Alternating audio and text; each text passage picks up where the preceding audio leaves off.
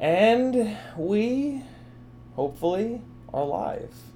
I'm using OBS for the second time, and hopefully it's working. Let's take a look. Let's take a look at the stream on YouTube, see if it's coming through. Hey, there it is. Cool, so I guess we're good.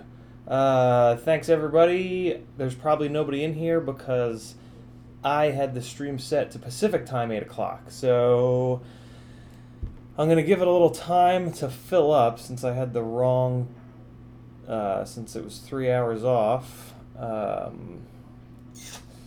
was a stupid mistake. But, you know, it's the only way to learn. The only way to figure this out is to make all these mistakes over and over and over again. And I'm good at that, so I'll keep doing it.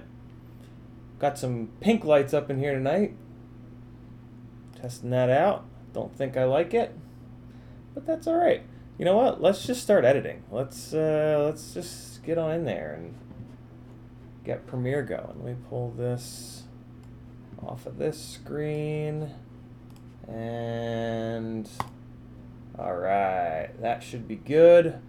I can kind of put myself in this little window here. That'll be fun. Let's see.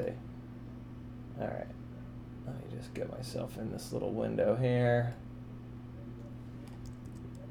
Scooch it upwards a little bit. Oh, yeah, look at that. Look at that. Oh, that's pretty slick. Not that slick, but, you know. All right, so I'll keep the chat opened here, and if anybody comes in, hopefully I'll see them. Should I move the camera? Nah, I'll leave it there. Leave it there. We'll be all right. Cool. All right, so I just threw this in for the to make the thumbnail. What do I have running? Not much. Okay, good. Nothing. We'll kill Spotify. Yeah, that'll be fine. Performance should be awful, but you know, is what it is. So this project I already did. So here's where I'm at so far. This was like a rough cut that I put together from just one battery, well, 1.5 batteries for this project, and I was just kind of playing around. I wanted to see what songs might fit with the video. You know what? Let me check something real quick. Let me make sure that it's coming up as live.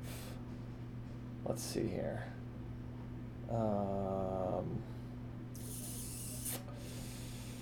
Where is it? I'm go to my own channel, see if it's in there. Hopefully it's in there. Nope, it's not. Great. Wow, it's not working at all. So okay, let's see if we can figure this out. What on earth is going on? Oh, well, although it does say that there's one watching, so maybe it is working. Sometimes there's just a wicked delay. It says live here. Okay. And I mean, it looks like it's working. God knows if it actually is. I'll just be patient. See if some people pop in. I wish there was, I wish it was, I wish YouTube made it just a little bit harder so that nobody could do it and we would all just give up. God. Okay. Throw this in the comments just to see if there's anybody actually out there.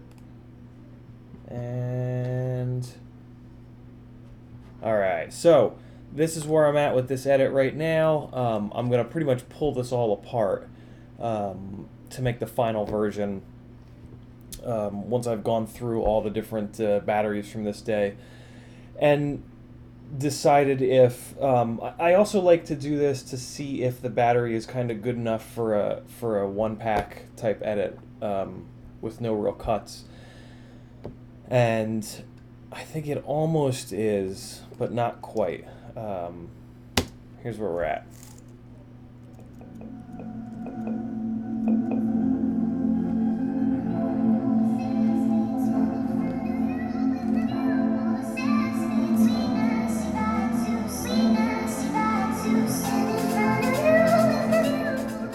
So this is also with the adjustment layer turned off. This is just GoPro flat. Man, I caught that nice.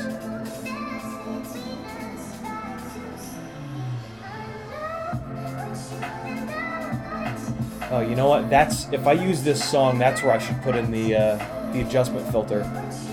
Let me show you guys what I mean. That'll be kind of slick. I moved the adjustment layer out here, so let me pull it back and I'm going to show you guys what I mean. So, just kind of build it up with flat color. I don't know if I'll actually do this, because it straight up just looks like ass initially with the flat colors. But it's not the end of the world. So here's what I mean. I might actually end up doing this. This isn't a terrible idea. Come on, give me my frame rate back, yo.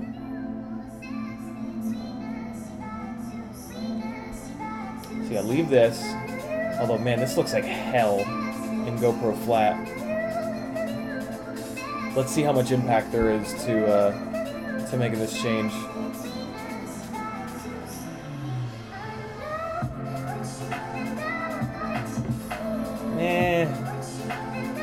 No. No.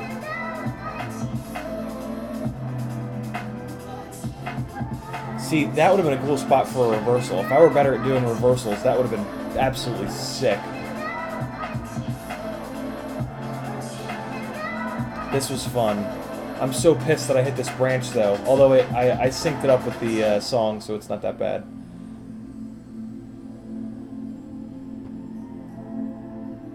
And I have the quality turned down to 1/4 so that it'll actually run on this computer.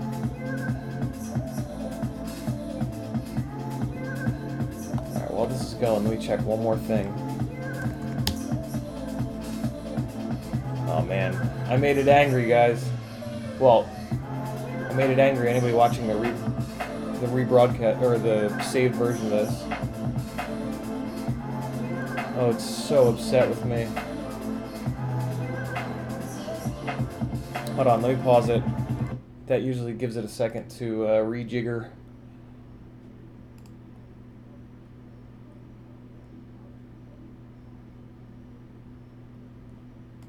Let me also make sure I'm not accidentally streaming on Joshua's channel. Let's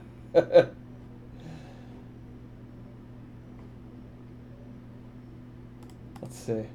Or maybe everybody's just eating dinner. Oh, it's late for dinner. Let me see. Let me just make sure real quick here. If you're going to be almost 40 years old and shitty at technology, you at least have to... you at least have to make sure that you're not screwing somebody else up. Oh, okay. All right, I'm not. Oh, and he put up a video. Let's see. What's up, folks? I am sorry to have to tell you I'm going to skip tonight's live stream, and it's possible that I will be skipping the Sunday and Monday live stream coming up next Sunday and Monday as well. We are,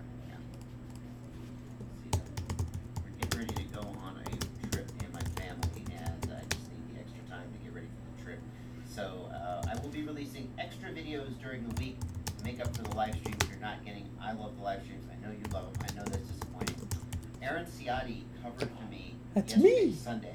I was on a plane, that one.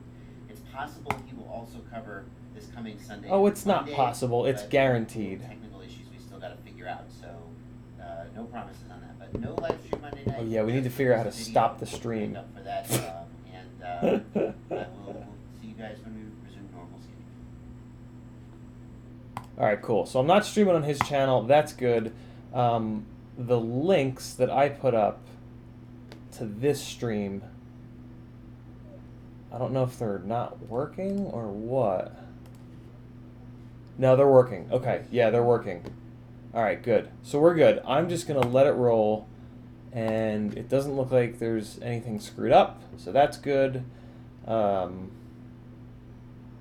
So yeah, we're just going to edit, and I can easily fill 100 hours doing editing, so that's good. Let's see if this wants to play. Let me minimize some stuff. Maybe that'll make it Premiere less angry. Hey, there we go. Nope.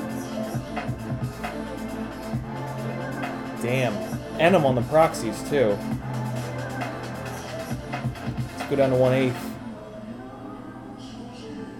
Come on, Premiere. Nope. That stinks. Well, no, that's not too bad. That's like 5 frames a second, you know. Oh yeah, okay, so that's useless. Alright, so let's kill that and we'll just keep on going here. Put it back to quarter and... Alright, cool. So that's where we're at. Basically, it's the adjustment layer that's killing it. The adjustment layer... Here, watch. If I turn the adjustment layer off... Well, let me give it a... Oh, you know what? It was because it was full screen, too. But, just for the record, toggling the... Oh, I made it upset by toggling it a bunch of times in a row.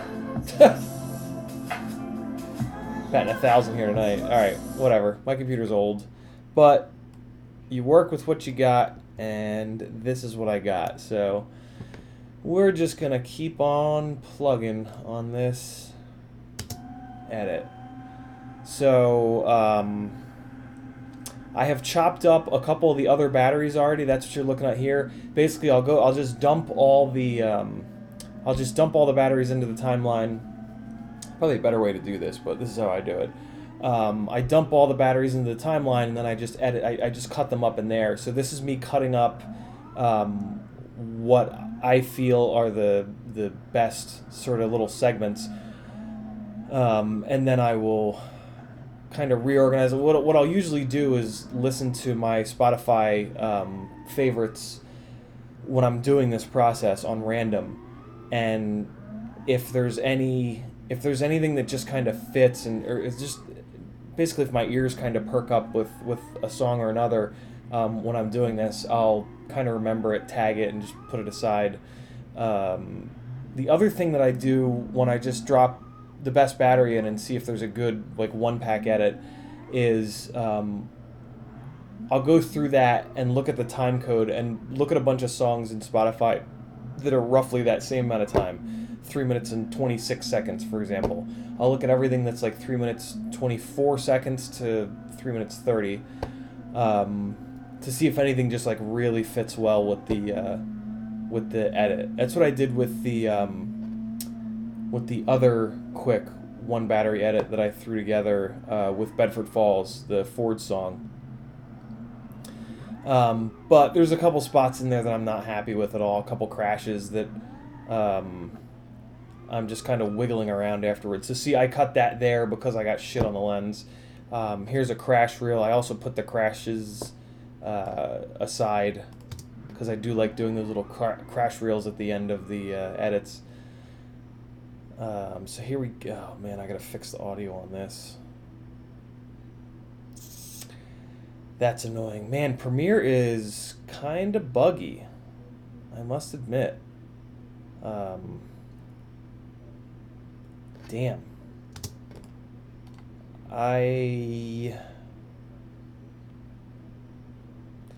Yeah, I need to re-render these to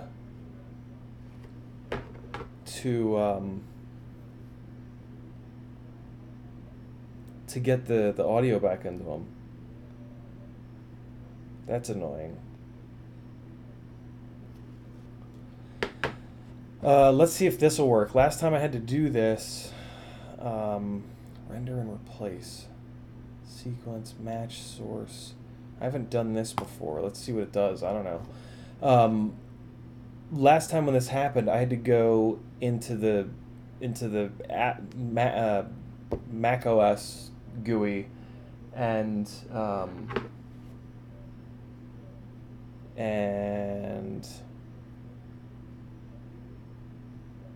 that's awesome. And delete all of the... Oh man, this is taking way too long. This is not what I want. Oh man. This is not going well. What if I just render? Wasn't there a... Yeah, it needed to like re-import them, so I had to delete the cache and then pull it back in. Encoder failure. Oh man, this sucks. We be struggling. At least nobody's watching, I guess, to see me struggle. Although the saved version of this is really gonna suck. Wow, I can't believe I did that and it only re-rendered this one. That is incredibly annoying. That is also why... Okay. That's also why I was having problems when I went to open this the other day. Okay. So that makes a lot of sense. I went in and I deleted everything. So what if I save this and just reopen it? What's gonna happen? Where did it go? Maybe it deleted it. No, there it is. Okay, let's see what happens here. Premiere is launching on the other screen here.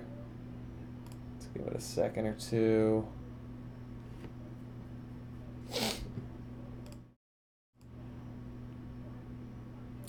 I don't really, man, I streamed for 4 and a bit hours yesterday and said pretty much everything I have to say. I don't know what to say right now. Why am I so... So that is shining on me a little bit. That's weird. I'm very red. Let me turn this off, see what happens. No, I mean, that's not really making me all that red. Just making that wall red. Maybe the white balance might be jacked up. Okay, so Premiere opened again properly, so that's interesting. But I'll bet you there's still no audio on that stuff. Oh, there is! Look at that! Wow, okay. Strange. I don't know why that worked, but I'm glad it works. Shoot, one more text message.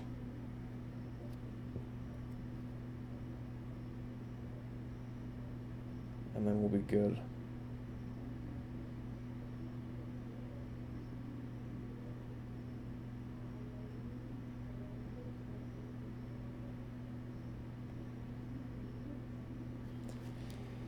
Bing, bang, boom, you're fired, Bob. Okay, there we are. Let's go to the mall. Yeah, look at that. It picked up the audio again. Oh, this is my favorite crash ever. Oh wait, let's get back on the proxies. There we go. Okay. Oh, now I lost audio again. That was weird. What was that? When did that happen? What? Hold up. What?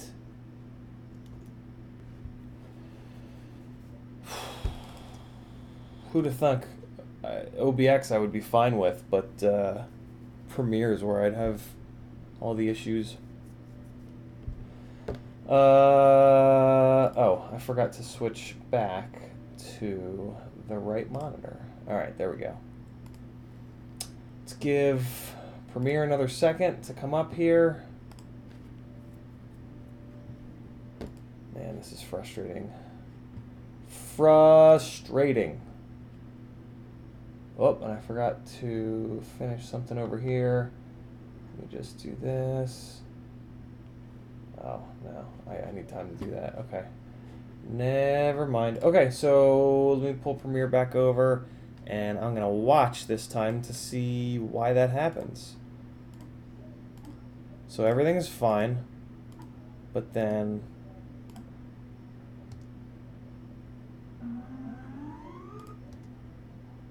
Now it's fine.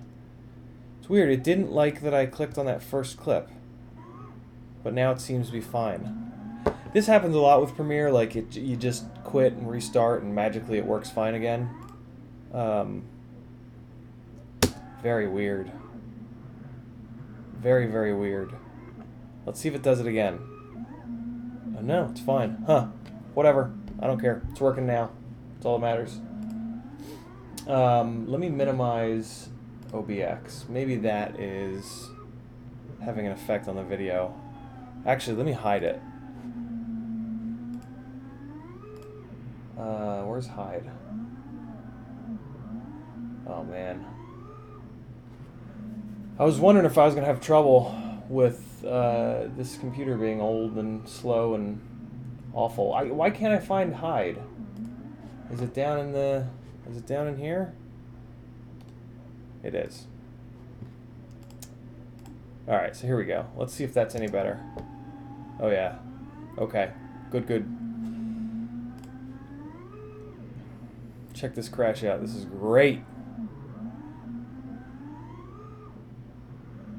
I wish I hadn't thrown that roll in there. I wish I'd just pitched that forward. And there's the tune getting a little upset. All right, here it comes.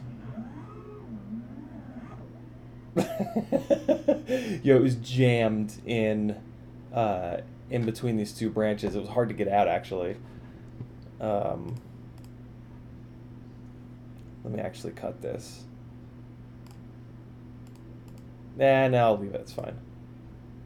Maybe I'll fast forward through it being stuck and then just cut to me taking it down. Oh no. What the hell? That's weird.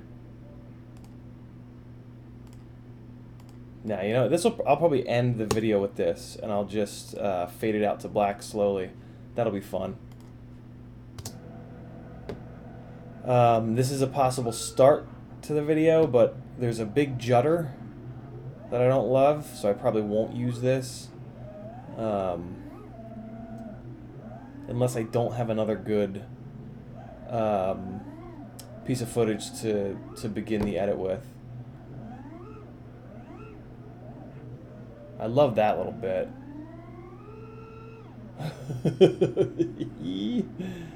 Sometimes you just gotta go real high.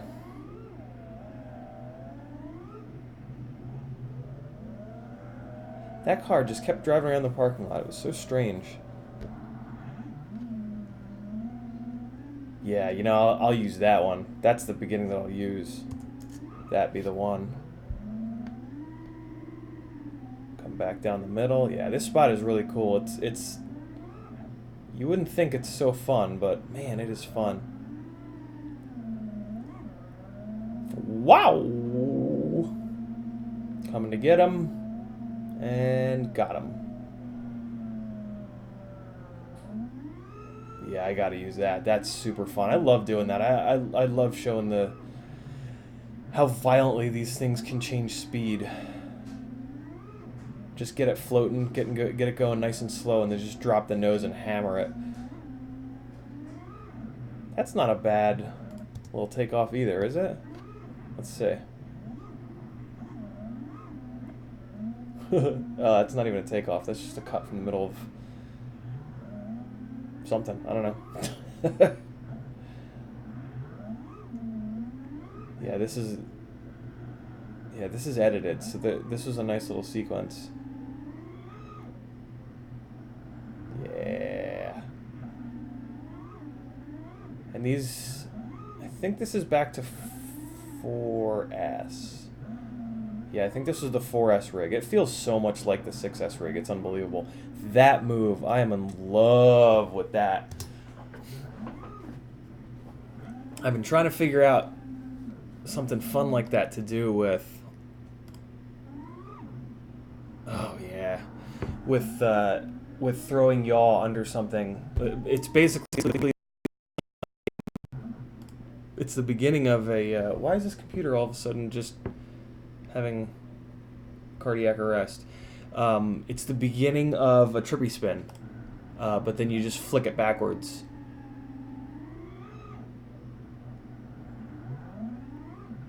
Wow, what's going on? Oh, it's not, the proxies aren't on. There we go. Oh, the proxies are where I lose the audio. Oh.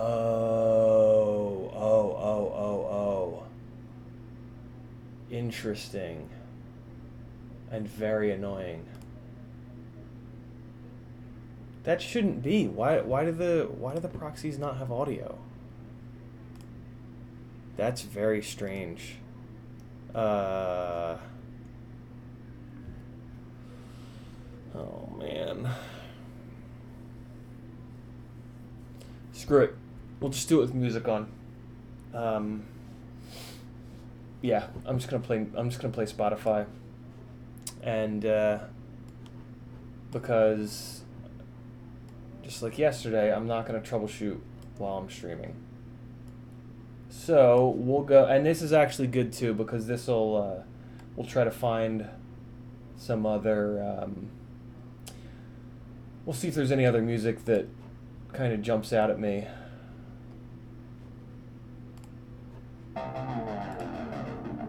All right, so I'm gonna unfortunately I have to run the video, or I have to run the I haven't figured out in OBS how to pipe the system volume directly into OBS. I looked up a couple videos on how to do it, and I followed the instructions, and the volume meter is moving in OBX, but I don't know, the audio is just not coming in. It's very strange.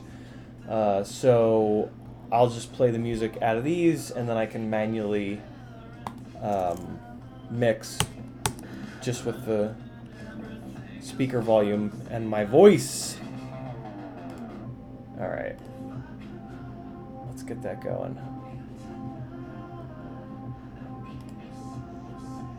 All right, cool. And I want to get the live dashboard up here. There we go. Okay, good.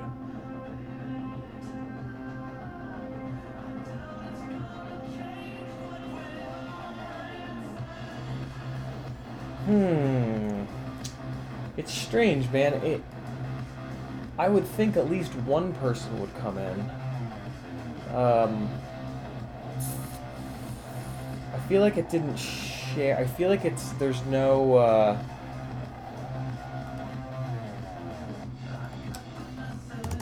feel like nobody's getting the little thumbnail. I feel like that thumbnail that it usually pops up for you is not popping up. Because I would say it's probably because I'm doing a different time. I'm doing Joshua's time here at 8 o'clock from 8 to 10. But I haven't been streaming that much for people to have that like drilled into their heads yet, I wouldn't think. Strange.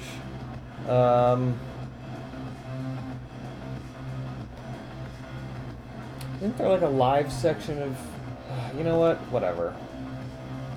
I don't care. I do care because I'm not going to get any... One of the reasons we keep streaming like this is I want to get the watch hours up so that I can do super chats. Don't show these tips again. Go live. Start your encoder. Status bar will indicate when you're live. To stop streaming, stop your encoder. When your stream is complete, a public video will be automatically created and uploaded for your fans to view later. Ready to go live again anytime you send content, you're live. Yeah, so I mean, it looks like it should be fine. Server URL? Do I need to do something with that? Let me check. Oh, that's great. That just went away, and I really need that. Oh wait, no, here it is. It's back. Okay. Yikes. Okay, let me do this too. Alright, there we go. There we go. Oh no, it says no active stream. Maybe that's why. 7:53 p.m., no active stream.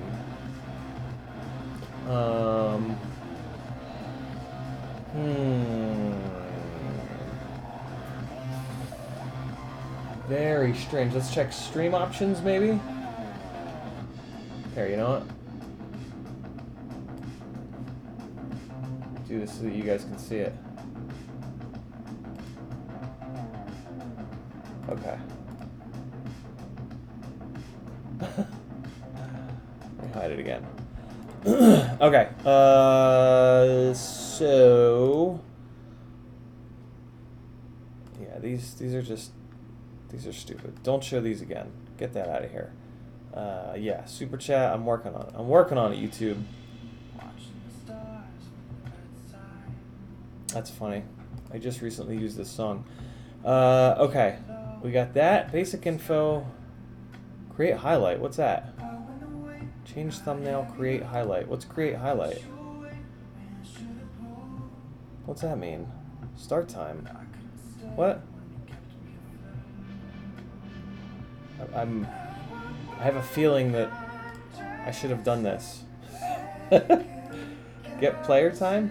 Oh, no, I don't want to do that. I don't want to do that. I know what that is. That's not what I want. Bloopa-doopa. Bloopa-doo. How do I get this out of here? No highlight. Okay.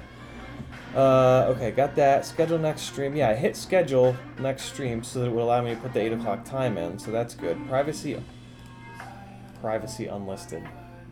That's why. I'm dumb. So, I wonder if that'll just... This screen here, this...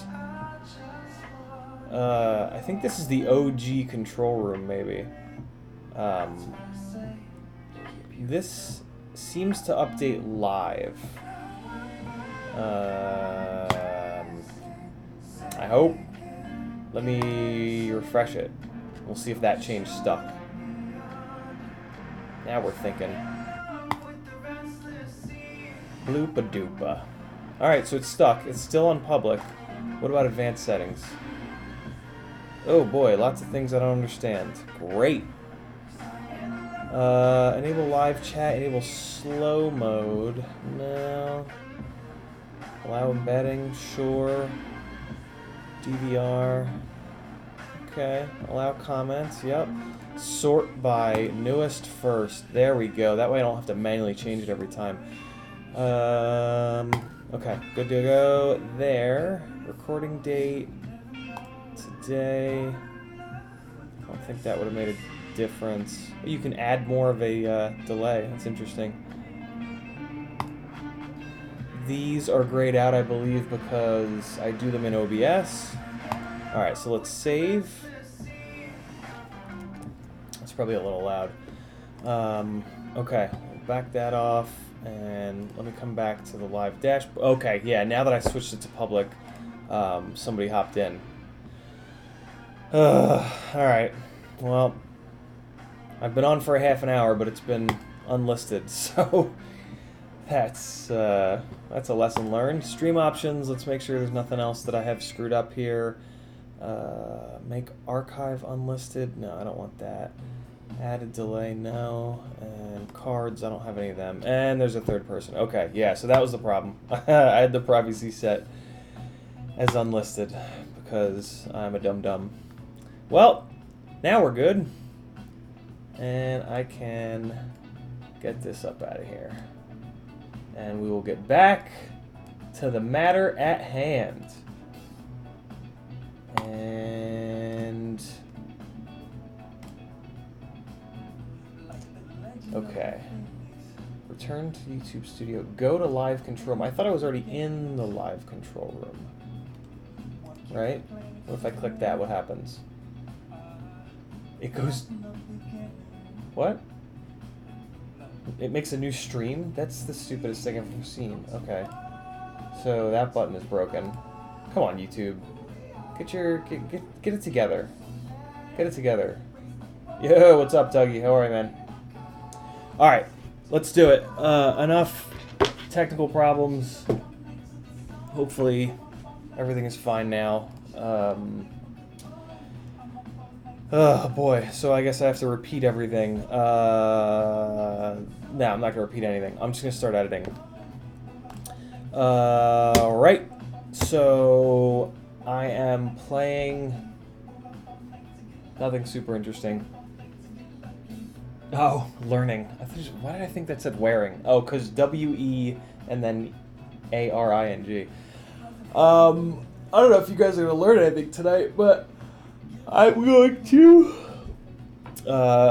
to edit this video, and then if you guys have editing questions, you can ask me. The clip audio is gone, and I don't feel like troubleshooting it, so that's why the music is on. It's my favorites playlist on random, which I try to do when I'm editing to see if as I'm watching the footage, something kind of jumps out at me as matching the pace, matching the vibe, the colors, the blah, blah, blah, blah, blah. So we're going to do that. I wish there was clip audio, but for some reason, when I turn on the proxies, it kills the audio that was with the clips. Although now it's fine. Oh no, there it goes. Yeah, it kills it. Strange. Whatever. Okay, let's see.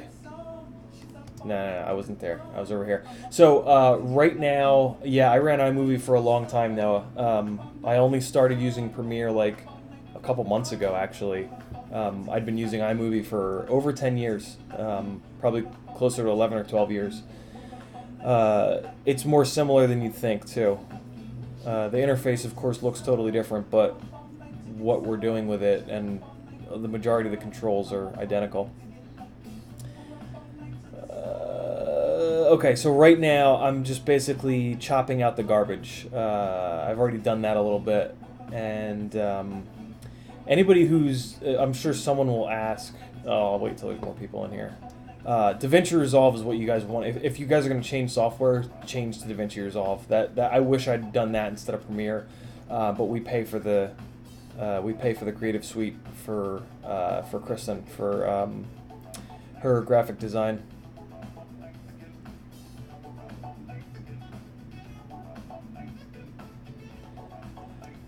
Alright, so we got some flippies, we got some floppies. I think this is a good little run here. Yeah, that was cool. I could sense those trees behind me. Kill this live dashboard. It's just slowing things down. Alright. That was the second half of that was luck. I lined that up, but I didn't realize I was going to go all the way back through those trees. I lined up the first set of trees, but I didn't line up that second set of trees. I just kind of got lucky. Yeah, see, I lined that up, and I knew I was going to go through there, but I didn't realize I was going to carry quite that far.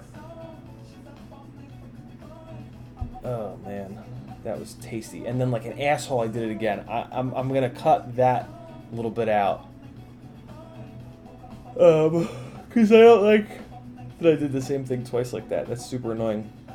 Man, and I was pointed right at the little man-made lake there. I'm really lucky I didn't just go desinking into it when I hit that branch. Yeah, and I don't like that little correction there. I love that I threw it over that tree so close, but I hate that little correction that I had to make in there. Oh, I went too far back. Oh, I went way too far back.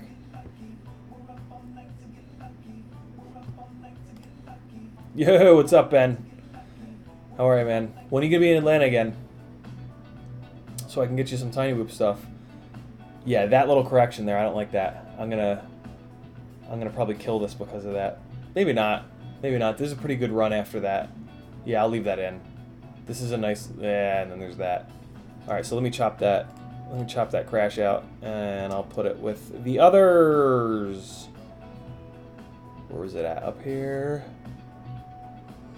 Yeah, I didn't look at where I was going. I often don't look at where I was going, but I really didn't look on that one. You know what? I'll leave that in. Sometimes I like to I'll cut it like somewhere in here when it's all going haywire, and then that's a kind of good. That's a fun spot to cut right into another clean clip. And the reason I'm going to do that is because this is a good run up until that point. Like, if I cut it there, it just won't look right. It'll actually look more natural to leave the crash in. So I'm going to leave that like that. Maybe that's where I'll start the crash reel, is with that one. What is this? Why did I cut this so short? So shoot. I mean, I like... Oh, this was that... When the sun was doing that strange thing. The sun falls down behind these trees, and then you just get the sun cutting off at the top there. It's kind of slick. Other than that, though, this isn't super interesting. That throw is why I saved this. But see, then I just ram it right into a tree. That throw was... That was big. Jesus. Oh! Yeah, I mean, as cool as that is, You know what? I'll throw that. I have an idea. I'll throw that. I'll ramp the speed down on this and run it at the end. Chop that. Let's kill that. And I'll pull this out here. Oh, that was stupid. I shouldn't have done that. You got to be careful. If you pull it on top like that and you don't move the audio first, it'll overwrite the other clip's audio. It's just another little stupid-ass thing that Premiere does that it shouldn't. So let's crank this down to... see what it looks like at 75. It's going to go to... If I go all the way down to 50%, it'll go down to half frame rate, which isn't always great. But see, if you don't slow it down enough, it doesn't even look like it's slowed down. So you got to do this sort of dance. And it's very clip... why is it popping up on the other monitor?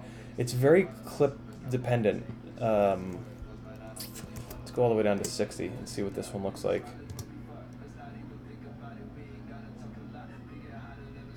Oh, you know, I know what I'll do. Check this out. So, I adapted this, like, the flick. I guess maybe it's called the juicy flick. The word juicy makes me want to jump off a building, though. Oh, you guys got some questions? I got some answers. Hold on, let me just do this real quick. So this little flick, one of the things I love about it is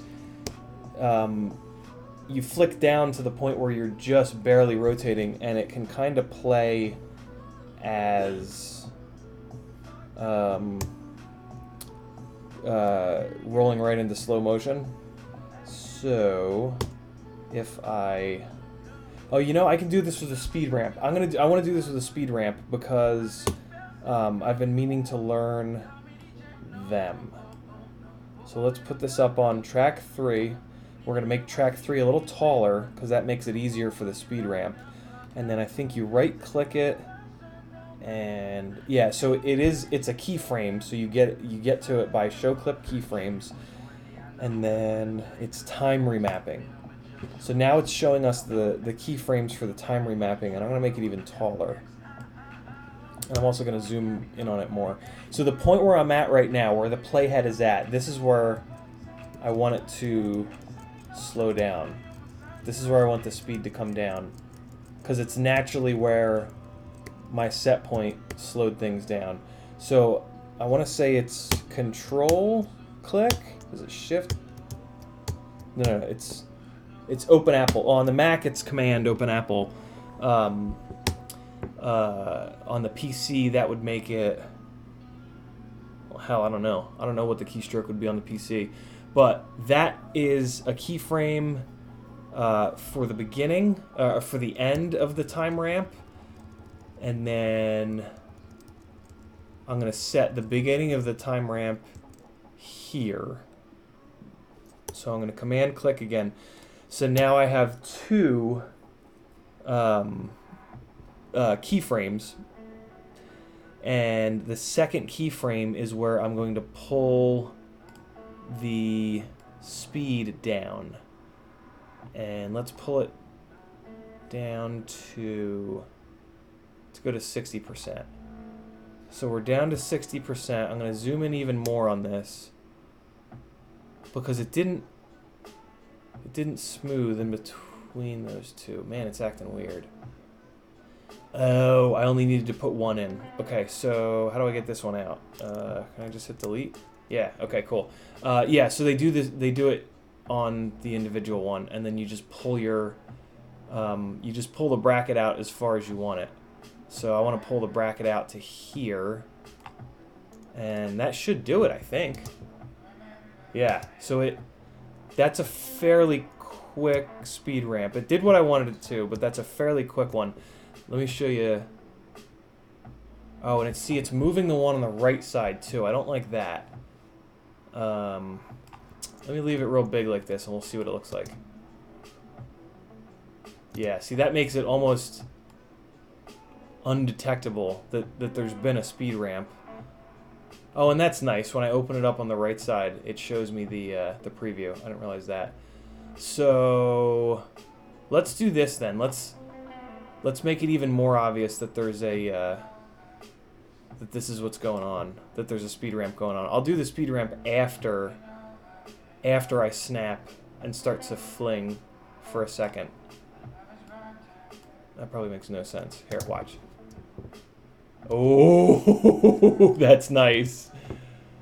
That's cool. I like that. Okay, so basically, I'm allowing my flick to play in full speed, and then it speed ramps down. Oh, that's really cool. Yeah, so that's how I'll end the video. And then oh, okay, cool. And then I'll speed ramp back up at the end there. Because it looks really strange when you catch the throw in the slow motion. So let's do that real quick, and then I'm going to answer a couple questions. Let's figure out where we want to end the speed ramp. We'll end it right here. So I'm going to command click to add another, and then I'm going to open up the little brackets, and then I'm going to pull this. Nope, that's not what I wanted to do. I need to. Where's the actual keyframe? I need to grab it and pull it upwards. Let me go back. Ah, there it is. Okay. Something strange is happening, but okay. I don't know what just happened.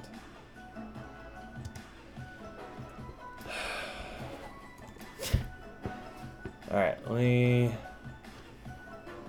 Why is it doing that?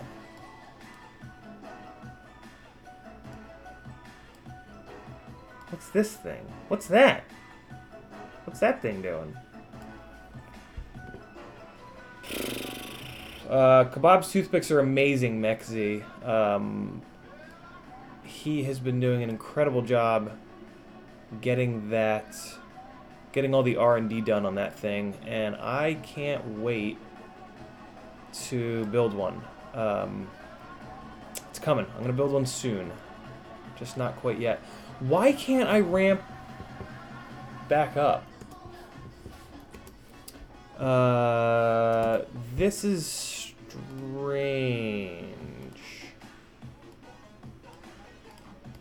It just keeps thinking I want to move the,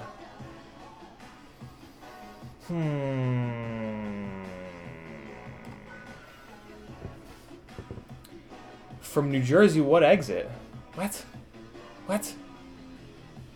KTMJ. What do you mean? From New Jersey, what exit? I'm from New Jersey. I don't remember what exit I was on, though. It's been a long time since I've lived there.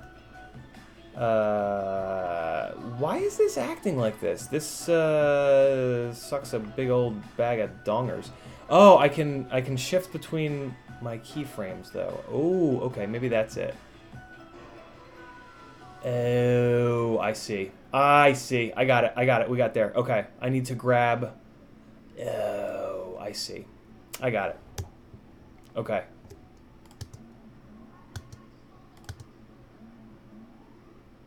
Oh, and then the audio... That's right. The audio does not... the audio does not follow the keyframe speeding back up. It's really stupid that it doesn't. So we basically just have to kill the audio. Unless... The audio doesn't even follow the initial... No, it does. The audio does follow the initial slowdown, but then it doesn't follow... Yeah, it doesn't follow the speed ramp back up, and I can prove that by just going here. Nope. That's interesting. Why...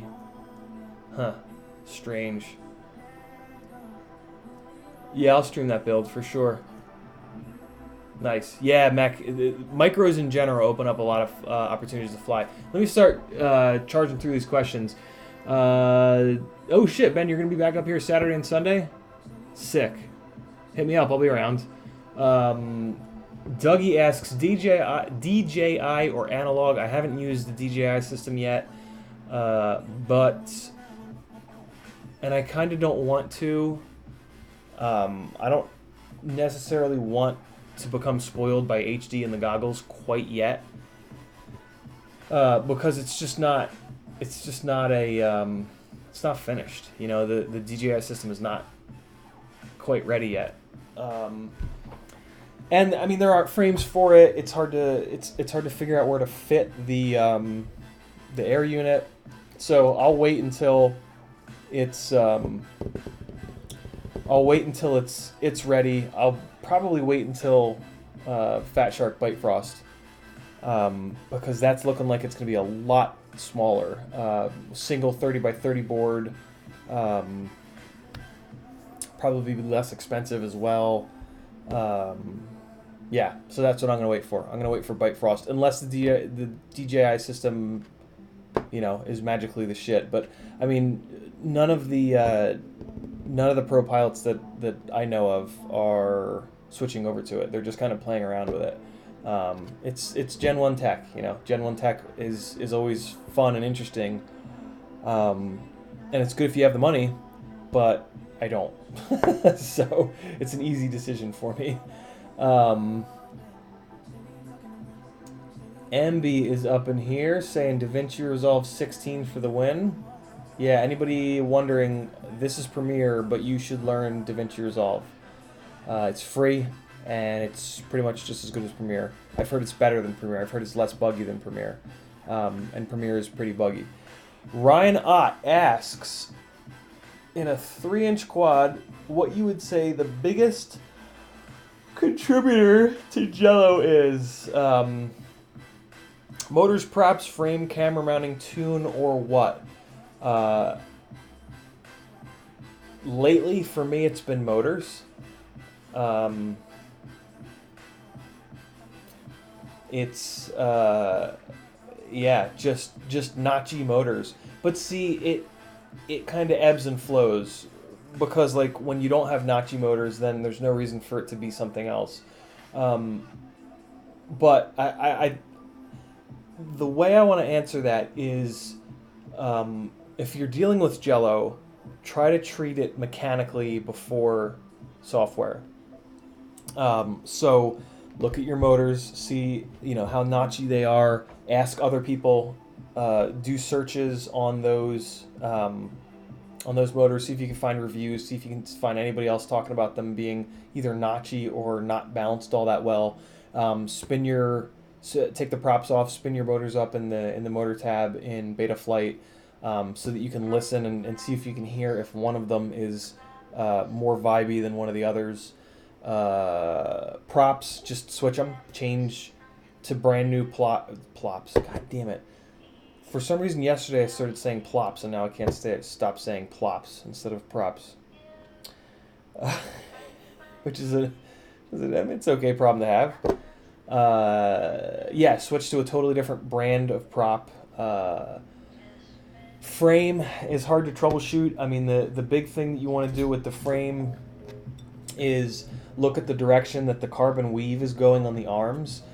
Same kind of deal. Talk to other people that have that frame. But like if the carbon weave is not going the right direction, hold on. If the weave of here, this will be easier. If the weave of the carbon doesn't look like this, let me catch my key light just right. And let me hide behind it too.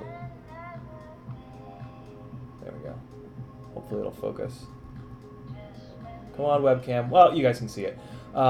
This is what the carbon fiber weave should look like. The damn it. We'll get it, guys. My hand needs to be bigger, I think. I need a bigger hand. Or maybe I'm just trying to get it to focus too close. let's fix this problem, because this is going to happen in the future. If I have a piece of paper, like a big piece of, we have like a big piece of construction paper somewhere. Oh, I got it. Never mind. This will work.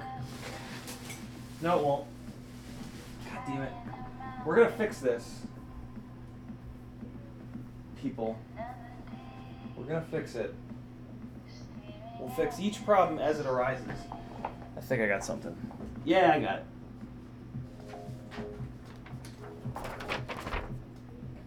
I know you guys can see it, but I want to show you something specific that throws people off.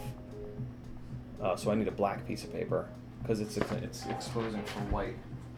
I need it black. I need a black. Oh, where's that black poster board? Down here. Yeah, that's what I need. Man, that's gonna be big though. Whatever. Hold the cat up behind it. This is from the Ooh, that's even shelf? better. That's absolutely the perfect size. Thank you, thank you, thank you. All right, here we go. It's still a little bit too big, but all right. So let's talk about this once and for all.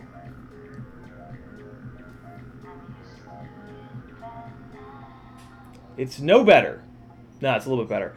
All right, cool. So there's the carbon fiber weave. I've had people ask me, "Oh, okay, you know, I can see the I can see the diagonal line, and that's the weave. That's not the weave. The weave is the straight bits.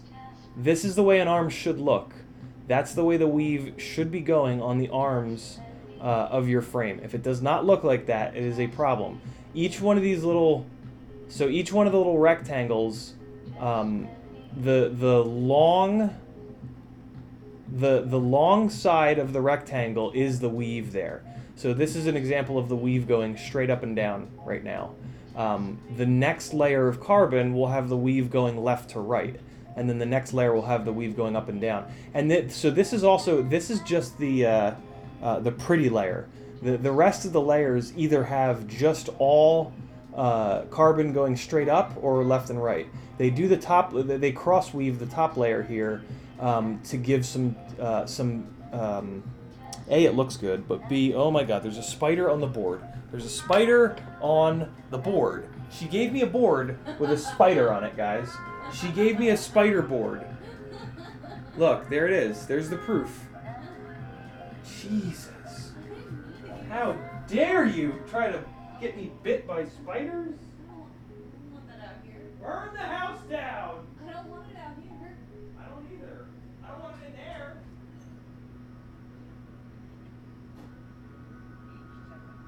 Alright, come on. Where is it? It's outside?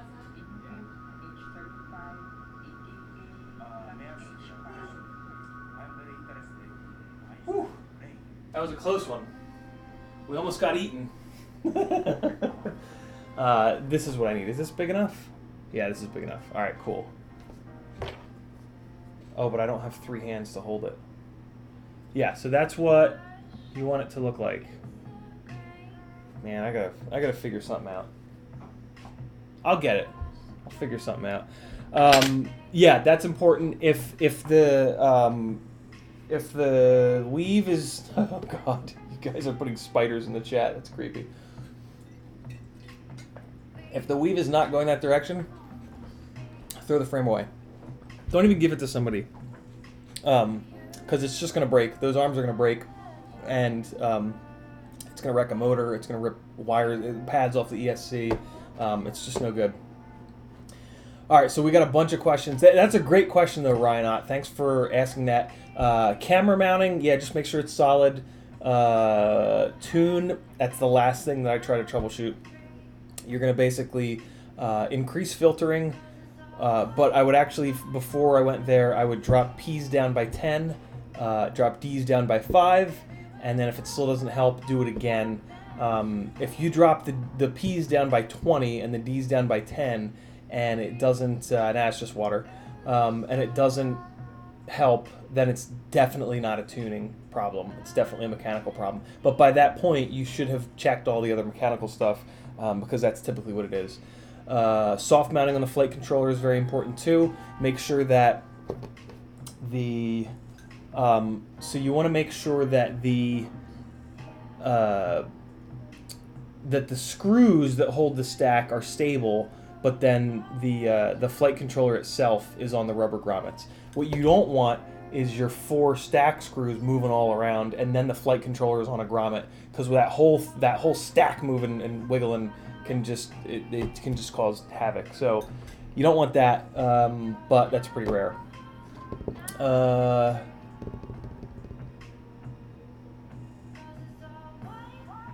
Noah almost won't fly analog anymore. Don't tell me that. Two-stroke refuses to fly analog. Just flew nearly a mile in DJI today. Okay, that's pretty cool. I'm assuming you had to get it. I saw Bardwell talking about 25 milliwatt versus 800. I'm assuming that you can somehow turn the DJI system up, I guess. Very interesting. Max started with Shortcut. Now that he's got a decent computer setup, he's got DaVinci Resolve 16. Trying to get the hang of it, but I like it so far. Very cool. We can see it. Hold up the cap behind it. All right. Good.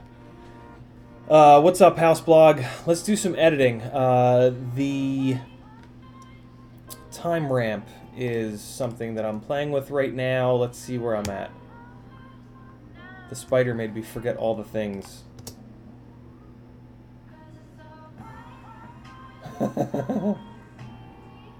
Alright, yeah, I want that a little earlier. Whoa. No. Don't want to do that. Everybody chill. What? Come on. Stop being a dick. Nope, that's not what I want to do. I should move the whole thing. Just let... There it is. Alright, so I want to move it to the, like, where we're kind of coming down. Once we've seen that we've made it, that's when we'll ramp the speed back up. Or maybe the time ramp won't work. That's great.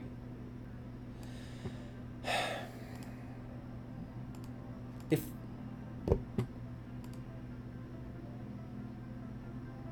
Okay.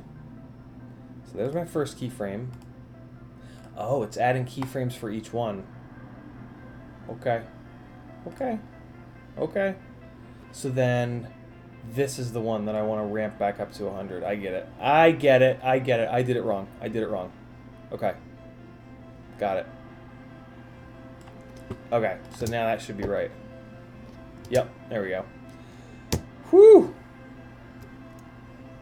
Learning Premiere, one stupid thing at a time. 700 milliwatt and better antennas. System is crazy good. Very cool. Very cool.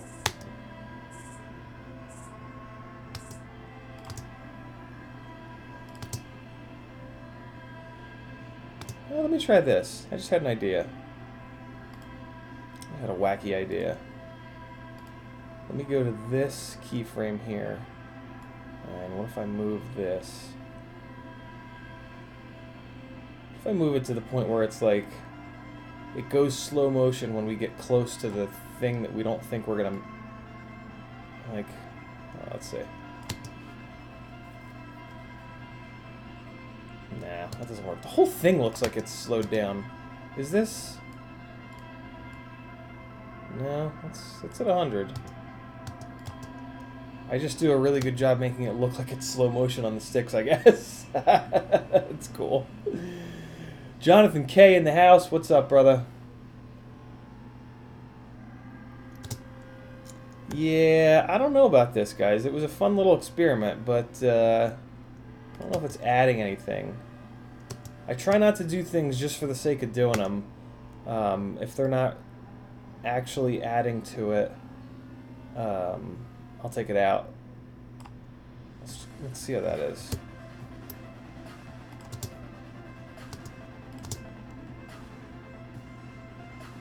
Now, see, it just looks like it just looks like the camera fucks up. Oh, you know what? Because I don't have sound on it. Sound is, I need sound to coincide with that to sell that. To sell that it's going into slow motion. And I can do that. I can do that in the end credits. That's fine. Yeah, alright, I'll leave it. And then maybe I'll do that in the end credits.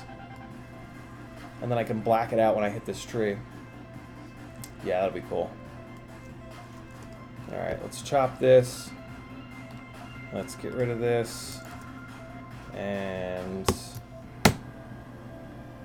let us continue. That was just me playing around with something that I knew wasn't going to make it into the finished version of the edit. But it was a really cool throw, so I did want to keep it. Alright, here we go. So that was here. So we're at this point, and this is where the other edit that I made starts. Actually, you can, with your beginning and end points, you can you can make, like, in one timeline you can make a whole bunch of different edits. So let's hear. So here, this is the other battery that I chopped up real quick. Where's Spotify? Quiet down, Spotify.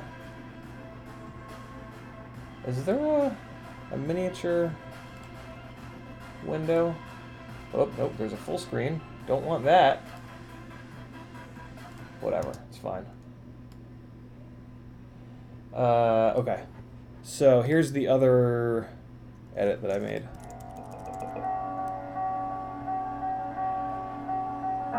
And the adjustment layer is again off, just for system performance.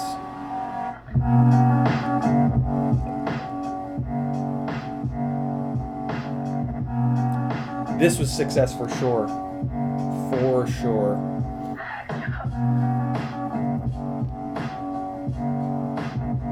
Yeah, see, stuff like that, I can't leave that bobbling. It will drive me insane.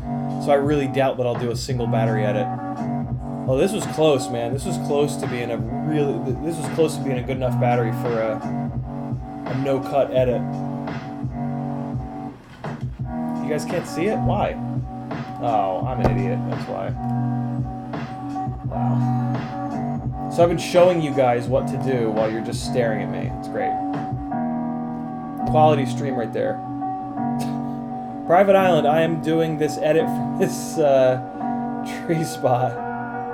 Jesus. And this is just a little... So when I'm doing these edits, sometimes I'll do a...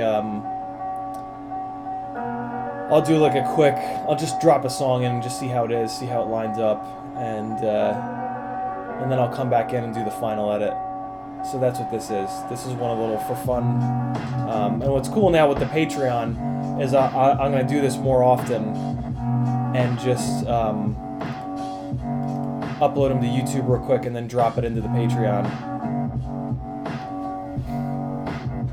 Hold on.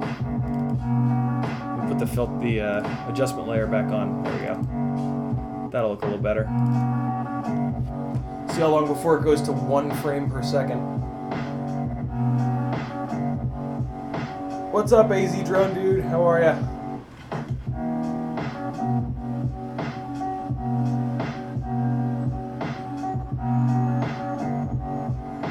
Two-stroke, good question. We'll talk about it in a second.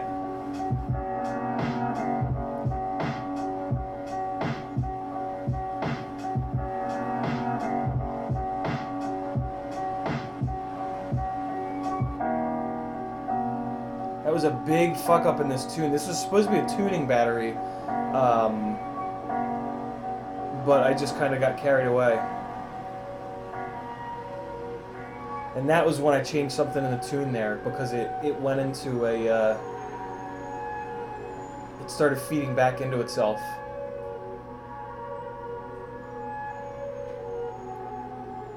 Yeah, see, I want to cut a lot of this out. This is just junk.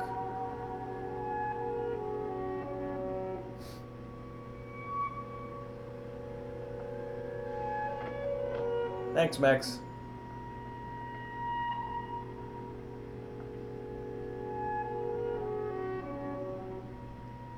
Yeah, this is going to be a good edit when it's done, because I got a lot of really good runs. I'll probably go for a little bit longer of a song. Maybe do like a 4-minute song for this. Yeah, so that I'm going to leave a couple of the big runs in there because I'm pretty happy with them, but... Oh, look, I'm already done chopping everything down. Okay, cool. I didn't even realize it. All right, so let's kill that song because... So that song is Bedford Falls from Ford, who I found them from Drew's Edits, actually. About 2 years ago, he used a bunch of Ford songs, and that got me all psyched up on that dude. Jesus. Sorry to anyone whose heads just exploded from that just jacked up amount of volume there. Alright, so there were a couple really good questions, and the first one was, Two-Stroke Me asks, given the 43-gram weight of the air unit, how would you spec an Acrobat build out, motors and such? I still think that you want these motors. I think you want to wait for these T-Motor F20 Pro 3s. Yeah, I think these are the ones. They'll easily handle that. So the air unit is 43 grams. That's interesting. Is that just the box, or is that the camera too? I assume that's the camera too. No, that's probably just the box, huh? Yeah, I don't know. I think these motors will still get the job done, though, very, very easily. Or the iFlights. The iFlight 1507s will also probably be a really good choice for that. You just got to see how to get that air unit to fit. I'll say this: I can all but guarantee you that Tommy comes out with, if it doesn't easily fit right now, I can pretty much guarantee that Tommy comes out with a version of the Acrobat frame that'll take that air unit, because it's kind of perfect. It solves a lot of the problems that we have with micros, and the Acrobat frame is just a bigger frame. It is a longer frame. So yeah, if he doesn't have one now, I'm sure that he will come out with a version of this for the that'll use that air unit, and that'll be pretty slick. He'll probably have to move the main stack around a little bit, but I mean, yeah, it shouldn't be bad. Should not be bad. Alright, and there was another really good one. It was by Mex. Which frame do you recommend for a 3-inch build to be able to get HD footage but still handles freestyle flying? And again, if the point of the build is HD footage, and alright, so two big things that separate the Acrobat for me. If you fly 5-inch as well as micro, and you're building a micro to shoot in HD, it's the Acrobat, hands down. There is no other frame that will... So the Acrobat is a bigger, heavier frame, and that makes it throw more and fly more like a full-size mini quad, full 5-inch prop mini quad.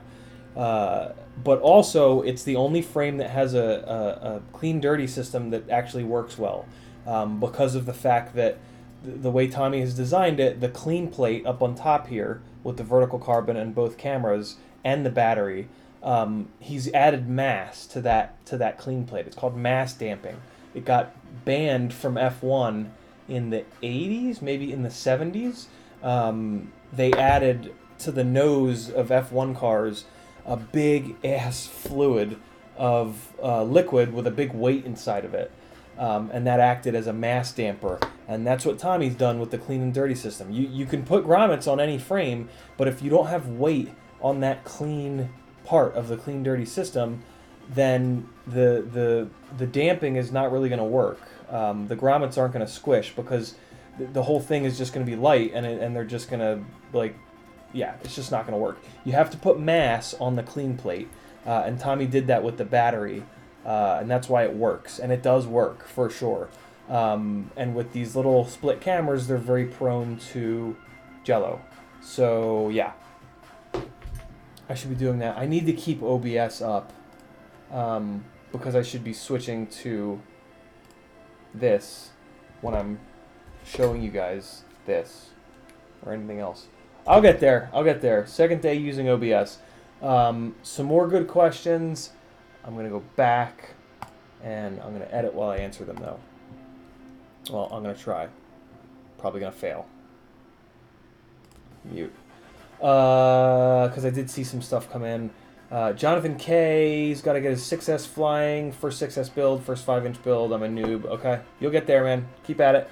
1505 Hobby Mate motors might actually be good. I saw some good stuff on them today. Really? No, where'd you see some good stuff on them?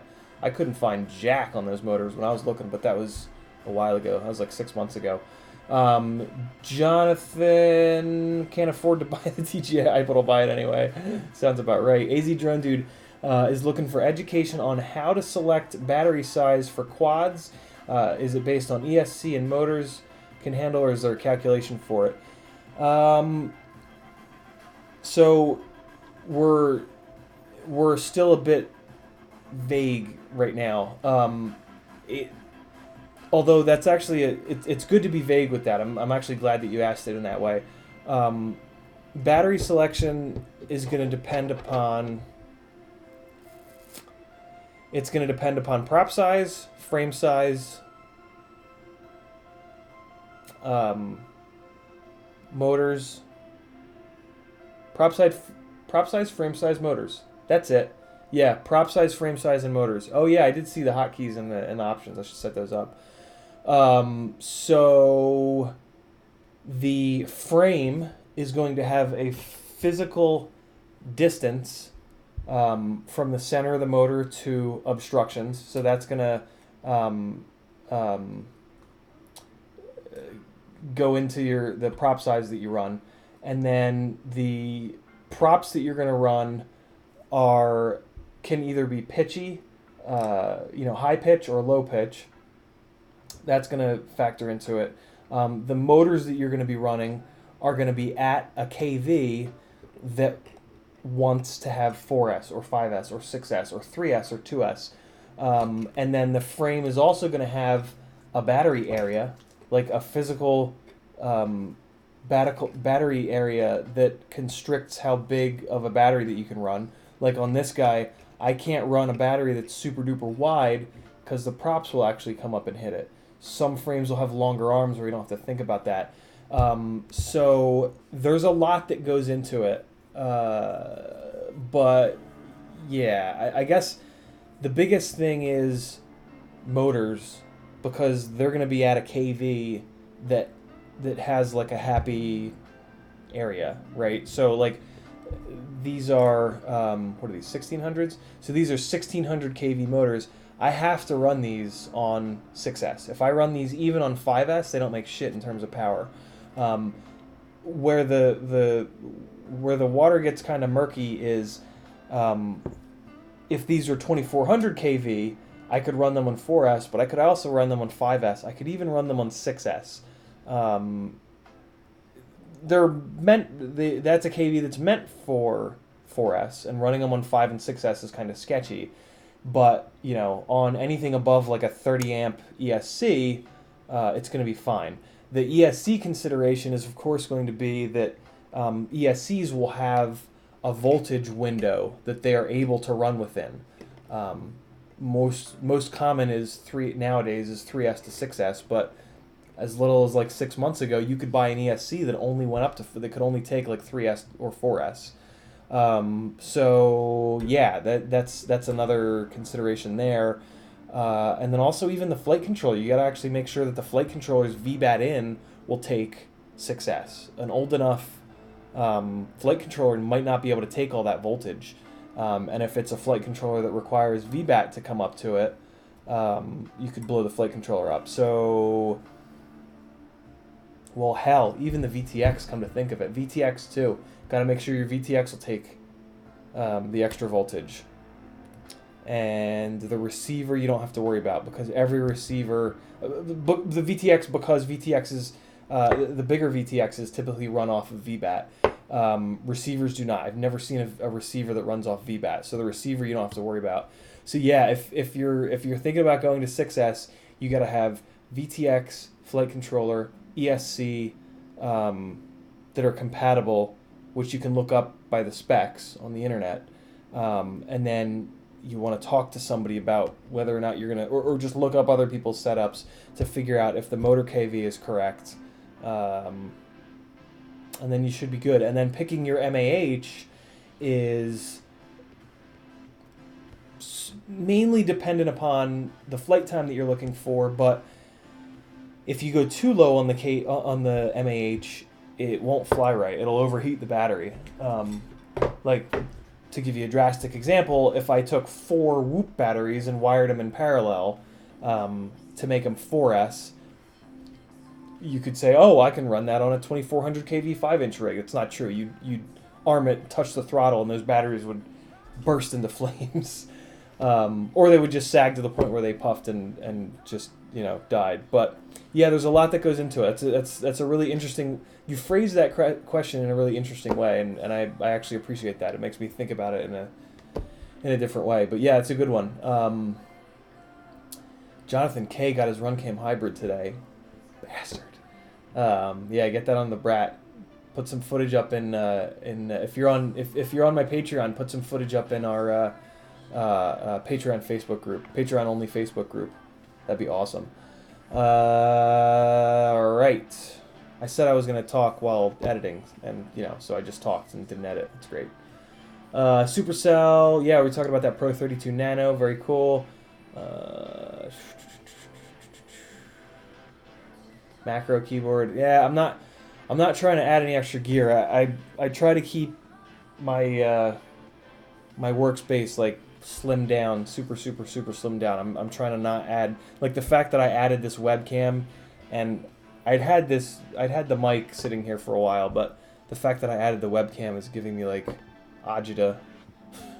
But there's just extra stuff on the desk. I try to keep it as clean as I can.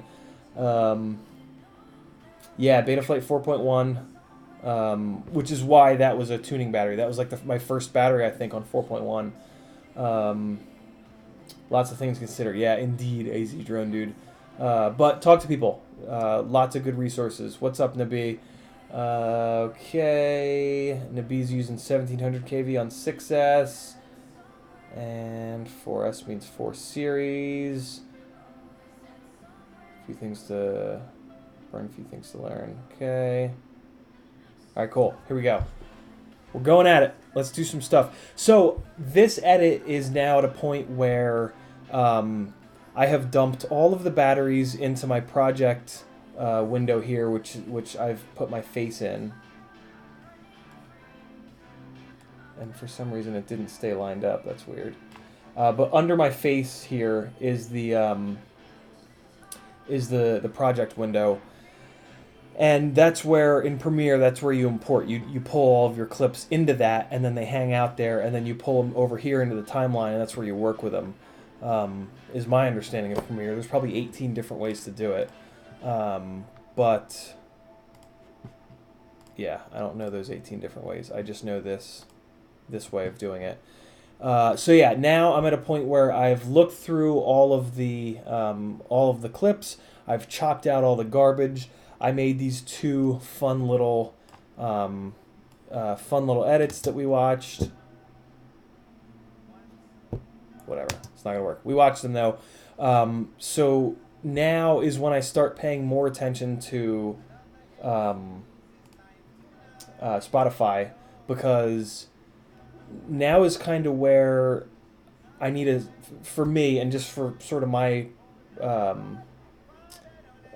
my personal process, the song, I let the song drive everything else, and it's not everybody does that. I kind of view my edits as a music video, to be really honest. I let the music drive everything else, and then I make the video fit to the music, not the other way around. I've played around a little bit with, and you can choose a song that kind of changes the mood of the video, and you can kind of force the song into the video,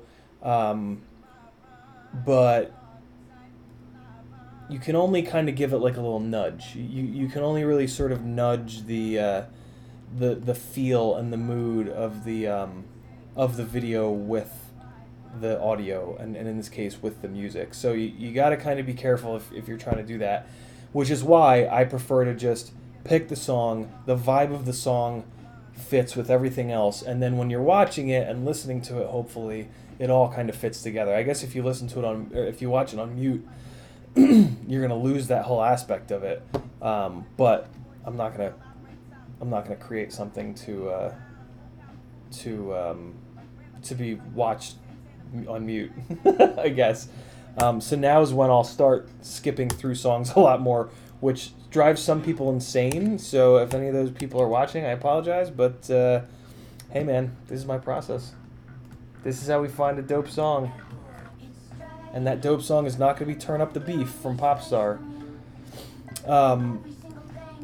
So let's start. I'm going to start pulling stuff out of here because I'd set this up for...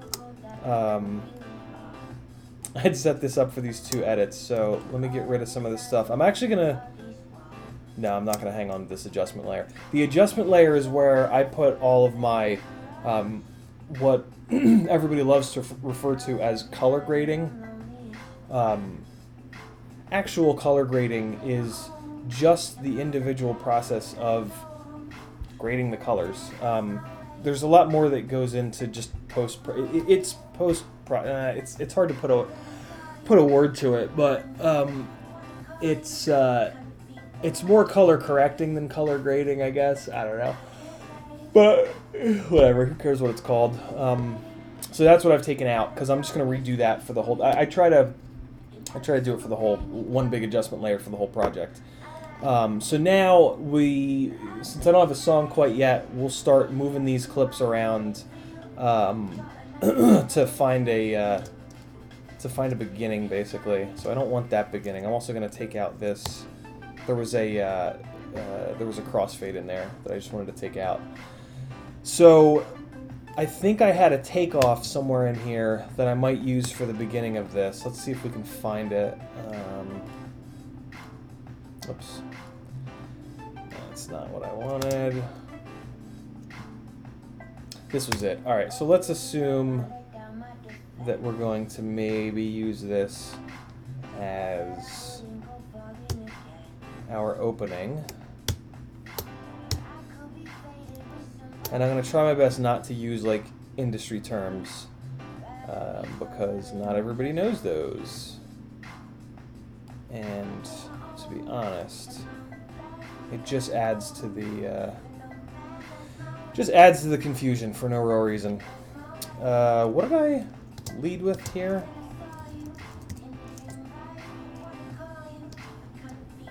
Color by Technicolor. So I think I led with pretty much this. Let's see. No, I did not.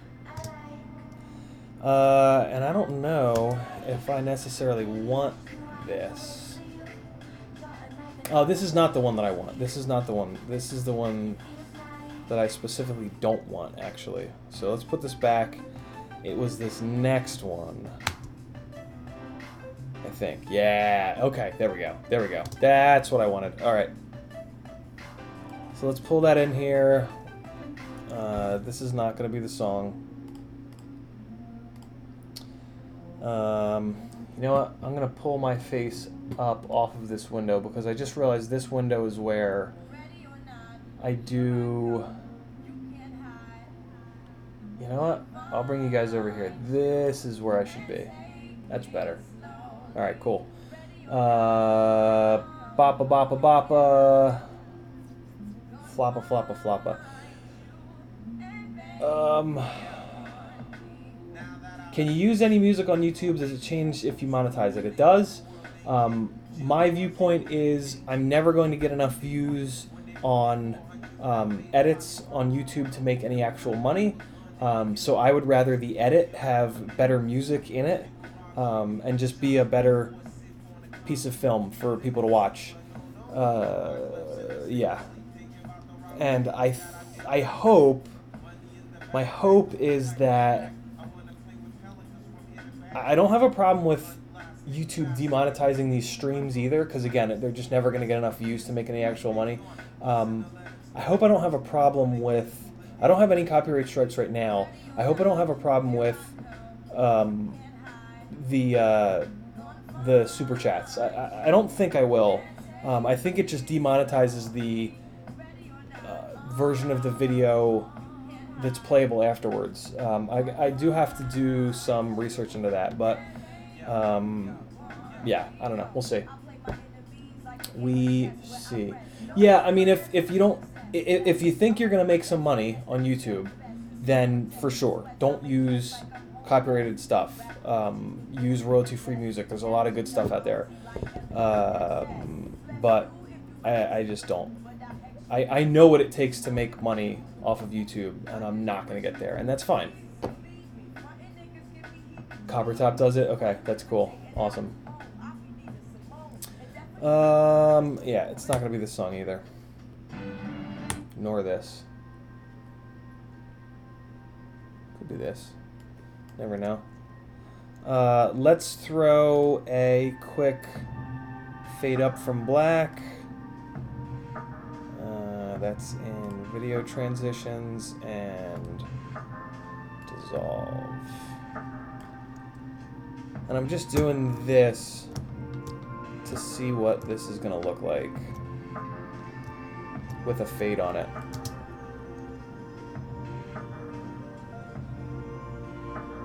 What? It's the one that I didn't want. What's happening?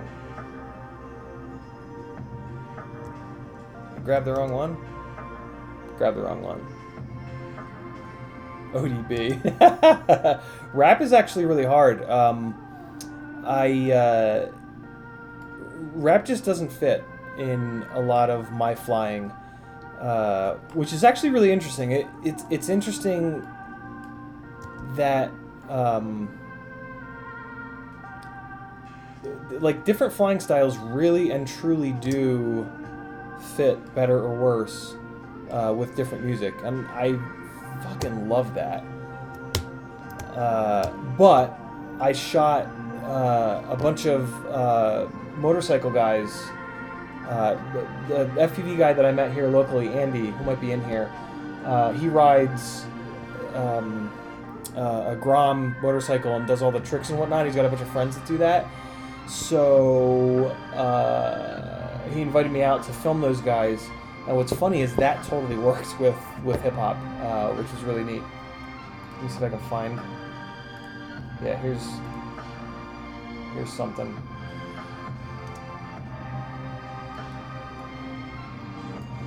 This was really fun. I love chasing. There's Andy. That's Andy there. I really love chasing things. It is a really cool flying style. And it's incredibly challenging. But I don't know, I'm just really digging it, and I'm looking for more chances to do it, and this poor computer is going to catch on fire if I keep trying to play a 2.7K video while Premiere is running. Alright, so let's make this intro fade up from black a little bit longer. Let's make it 3 full seconds here.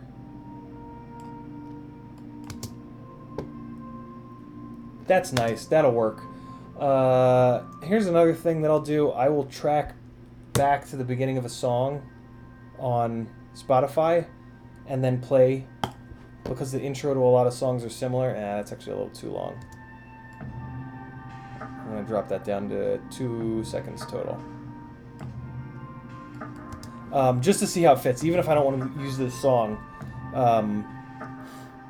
having it fade up from black like that and seeing how that paces with the intro to most songs. So that's what's holding me back, right? Since I don't have the song choice yet, I don't know if this intro is going to fit. Some songs kind of come on a little bit slower, like what we're listening to now. This is where it's nice to shoot some actual B-roll. This particular song would really work with some shots of the transmitter, shots of the rig taking off from third person and stuff like that. So I'm actually going to ditch on this song because it just isn't going to work for the footage that I have from this day. And I'll be damned if I'm going back to get B-roll. That's just way too much work. Editing takes a lot of time. and it's time not spent fixing rigs to go to be able to go fly, and I really enjoy flying more than editing. So I try to really shrink the editing process down as much as possible.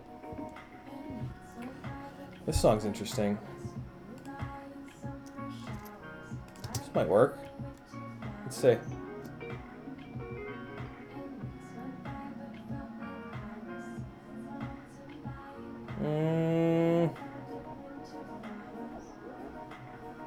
How long is it?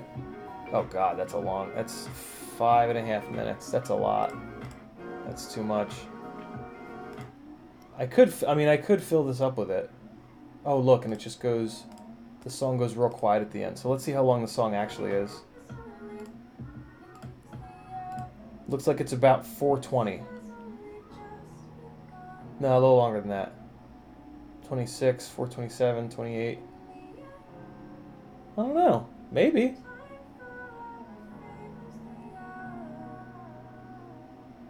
Huh.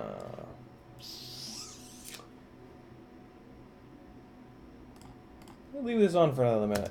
Let me see if I dig this. Give me a second to look at some of these chats.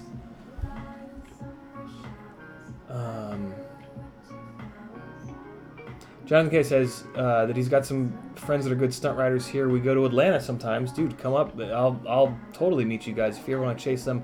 Been practicing, but I'm not good enough yet. Check out Magic City Stunts. Very cool. Jonathan, next time you guys are in Atlanta, for sure let me know. I'll totally come out there. And I had a blast doing it. I really did. It was more fun chasing the drift cars, but, I mean, how wouldn't it be? There were, 10-foot plumes of smoke coming off both rear wheels. It's hard to beat that.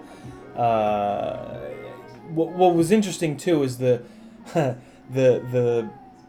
distance that I could be. So when I started flying, chasing the motorcycles, they were way too small in the frame because like the comfortable distance for chasing for me was based on full-size cars. So I had to close the gap a lot. I spent most of my day kind of like no, closer.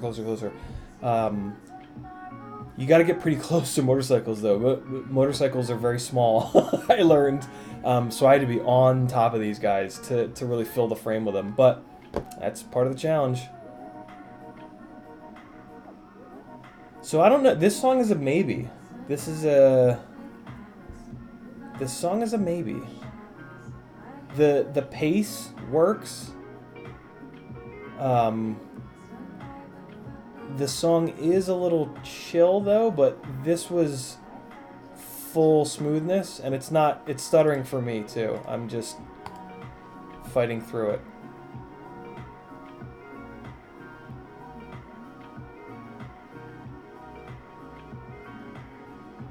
The song is pretty smooth and kind of buttery.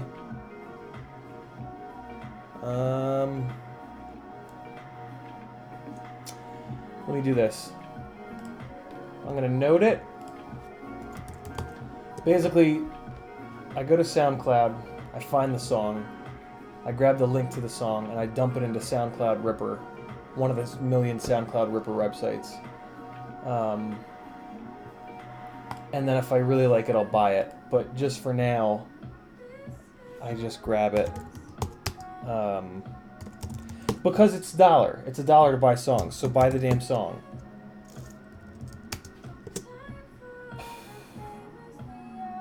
Alright, so let me just put this aside here.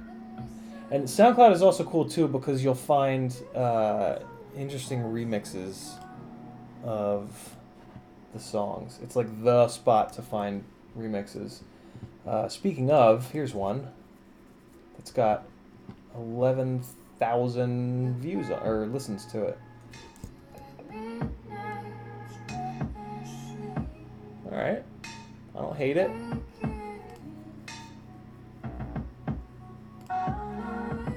It's not gonna work for this though, or is it?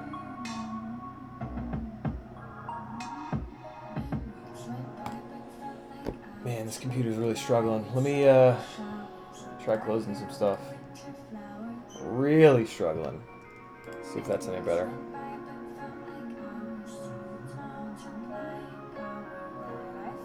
Yeah, that's better. When I have the OBX window up with the live preview, the computer gets really angry. Does this work? Certainly works for that.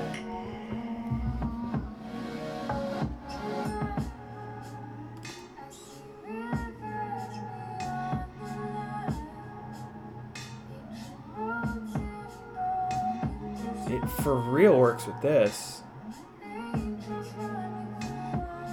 But then when this stuff starts... Yeah, I want to try to pick something in between. This might be a little too chill. Maybe not, though. Well, we're going to leave that open. That's... I like that remix. I like that hat, mate.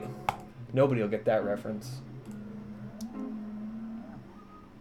Unless there are any Harmenians out there. Ah, 2 feet. I have not used this before. I don't know why I did that, for the record. I'd never been under there, and I just go bombing it straight towards the water. Full commitment. Ugh. Alright. Nah, that's not the one. Oh, come on. Oops.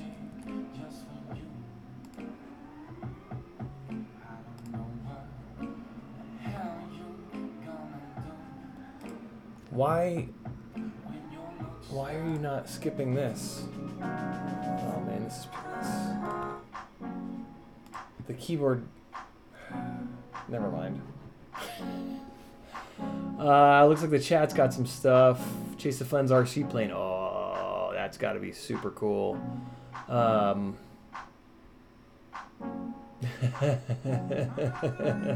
Yeah, Jonathan K says he told anybody that wasn't comfortable taking a drone to the chest not to ride when I was flying. Yeah, I one of the bikes kind of came out of nowhere and rammed me. It was fun. It was at the end of one of the runs, but all right, for sure this isn't going to be it. Oh, but I keep hitting the track. Man, for some reason when I have SoundCloud open, it takes priority on the keyboard shortcuts, which really sucks. And God only knows if there's a way to control that. I'm sure there's not. It's not gonna be this either. Oh, I just did it again. Great, and now there's a goddamn ad playing in Spotify or SoundCloud. Okay, take it easy, SoundCloud. Just. Wow. We're off the rails. Yeah, that tree did grab me, man. Oh,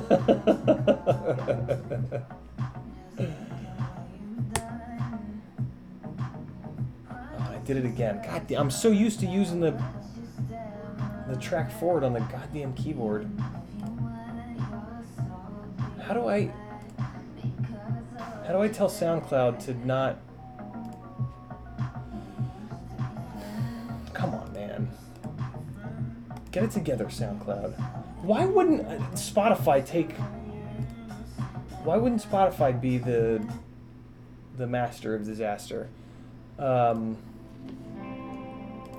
gonna take this and I'm gonna close this window, and then I'm just gonna drop it in here like that, and then I'm just gonna leave it. So now I can use. There we go. Okay. All right. We're troubleshooting. What's this? Dream Glow? Ooh, alright. Maybe. Alright.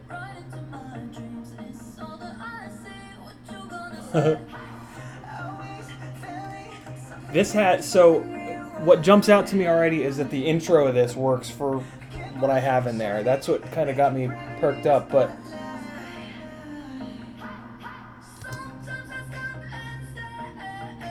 other than that, it's got sort of the vibe. It's got sort of the energy. I can tell that the energy is gonna pick up in a second, and that's gonna work for this because I have some runs that are that have a little more oomph to them. So I can play like some of the really smooth stuff right now in the song. And okay, so it doesn't hit too hard, but that's okay because I didn't go completely banana pants. This is still relatively smooth and flowy.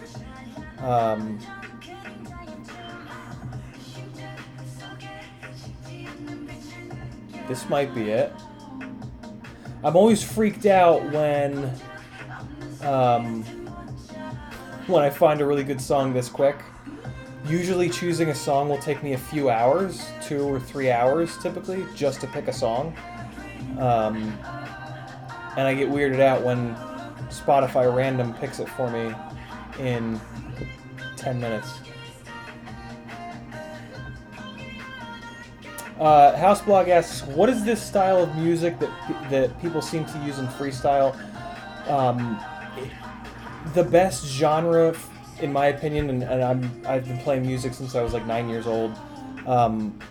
This genre, in my opinion, is dance. You could call it EDM, electric dance, but EDM tends to be more just ba ba ba ba ba ba. Like this is more chill, more flowy, more, I don't know. I consider this more to be kind of dance music, but it gets lumped in. Man, they lump it into all kinds of different genres: techno, electronic, EDM, dance. Yeah, it's all over the place. It's hard to find. Just when you find songs like this in Spotify, if you favorite them, Spotify will start to suggest that stuff. I basically use Spotify for FPV music. This isn't necessarily the music that I like to listen to all the time, although I do find myself listening to it a lot because I'm looking for more music for edits. And eventually I grew to enjoy it, but I'm classically more of like a rock, classic rock, indie rock kind of guy. Although I am admittedly all over the board, as musicians typically are. When you become a musician, you really gain an appreciation for everything. But yeah, it's hard to just drop like a genre in and find all of these FPV songs. They're fairly specific, which is why it helps to favorite them and then have YouTube see that you're favoriting this style of music, and it'll kind of pick some for you. Definitely not going to be Childish Gambino. His stuff is very difficult to sync up to edits. But when you get it, it works well. This is a fun song by Radical the Kid, and I haven't used this one either. But that intro is a full 30 seconds. Nah, this is a little too gangster.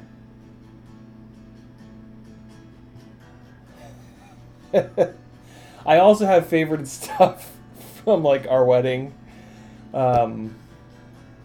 Case in point.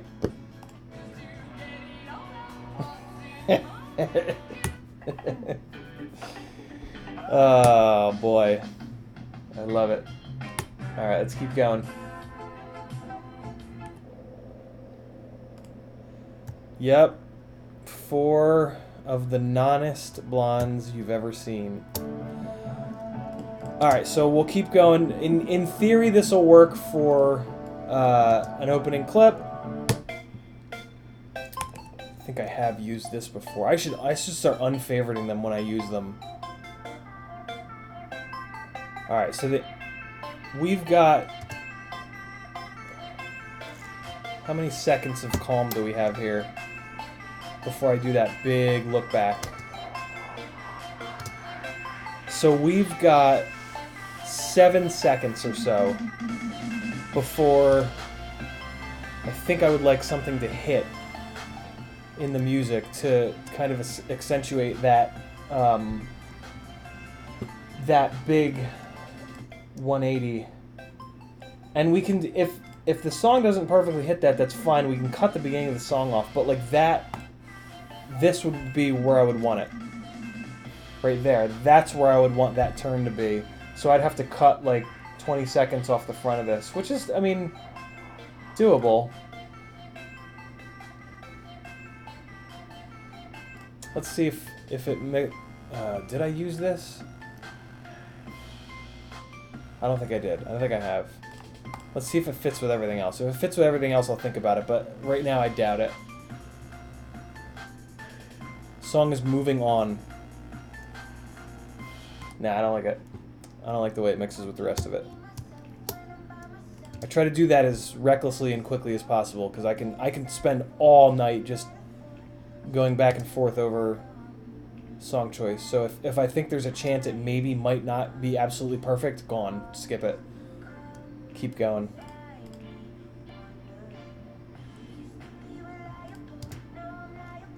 This is not it either.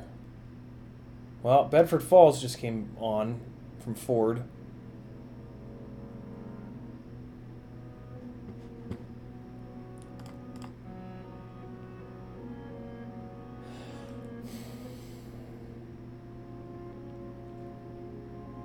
I know what I want to do.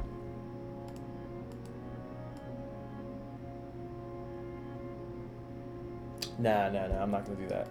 I'm not going to put a cut in 7 seconds in. This is too strong of a... So what I was thinking is right around here, I would throw a cut, and I could make this song, or any song with a slow build-up work, because I could cut here and drop into one of the runs that I have up over the trees, like this. Let me show you guys this, because I think a lot of the fear and uncertainty and just not wanting to edit just comes from like not knowing how to do it, and it's a lot of just it's a mental game. So let me show you what I was thinking here, just to give you guys some ideas, because I think editing is more creative than we give it credit for, and the only way to get around that would be to show you guys. So like, oh, this isn't true Bedford Falls. This is the reprise. But on a song with a slow opening, here's something that you could do.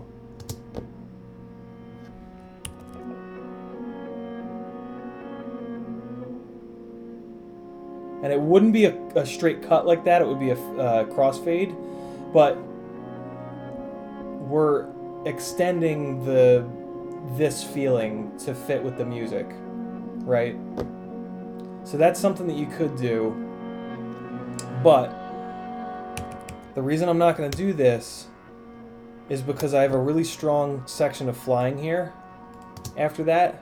I love that 180 turn for a hit in the music, right? But to break this up, you know, that's a pretty fun little throw, and then lining back up with the middle. There's one little correction that I don't love, but it was smooth enough where it doesn't necessarily read correction. I'll probably cut that in there, though, because all I do is a big oval, and that's not... Oh, see, I love that speed up, though. I don't know. Not going to be this song. Let me look at it one more time.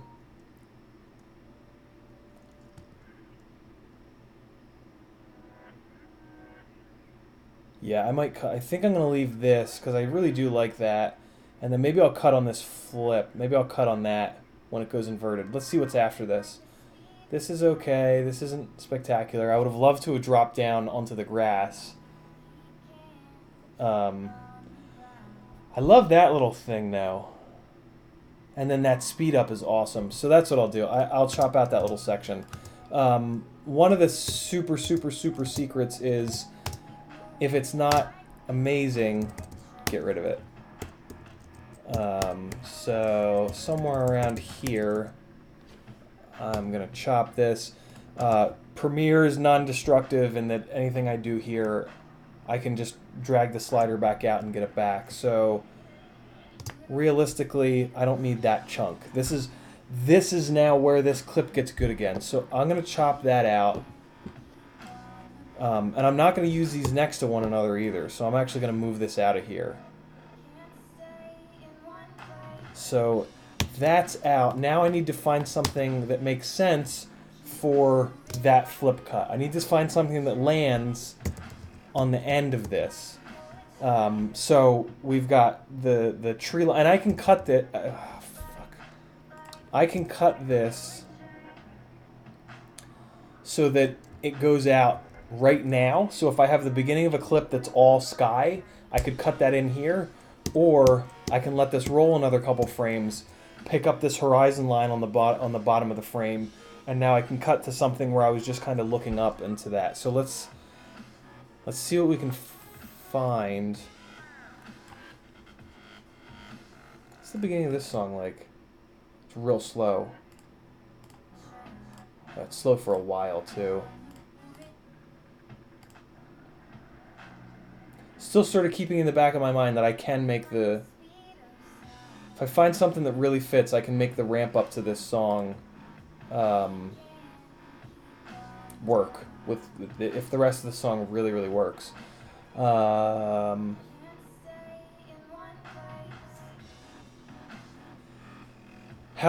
asked something. It looks like I answered. Yeah, Houseblog. This is how I do it. I don't know if this is... So I've only been using Premiere since the beginning of the year, pretty much. So this might not be the best workflow. I'm still kind of figuring out my workflow and where I want to move stuff and how I want to move stuff. So this is... I'm still a beginner at Premiere. I'm pretty sure there's a better way to do this. I'm pretty sure there's a better way to move clips around in the timeline. But whatever, this actually works pretty well. I'm gonna bail on this song because the intro is too long. I like this intro. I want to stick with something that has a quick ramp up in the beginning. And what's cool about that is that a requirement like that will allow me to fly through a ton of songs. It'll really decrease the number of songs that work for this particular edit. Something like this, an intro like this, where it's rhythmic, I can just chop this and just fade it in and it'll be fine. And I love this song. This is Yellow Bird by Pretty Lights. This is a great jam.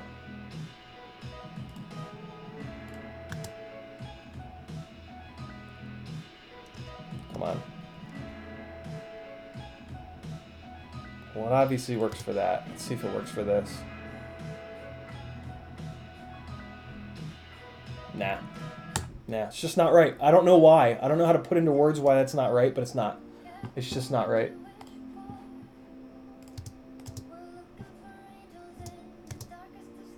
That is a good song, too.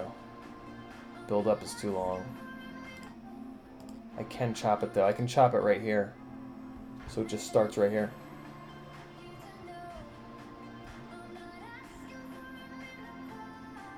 Six, 7. So I'm counting that 7 seconds out that I know I've got that hit.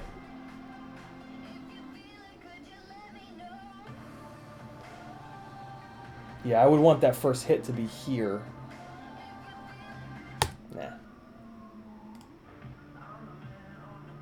Nah. Kevin just used this. Yeah, Kevin just used this, so it's off limits. I try. If anybody else has used the song within like the last couple months, I won't use it. Not only out of like courtesy to them, but it really like reduces the impact of your edit because somebody else already used it. So it's just not a good idea in general. So just file it away and revisit it at a later date. I want to undo that. I didn't mean to do that.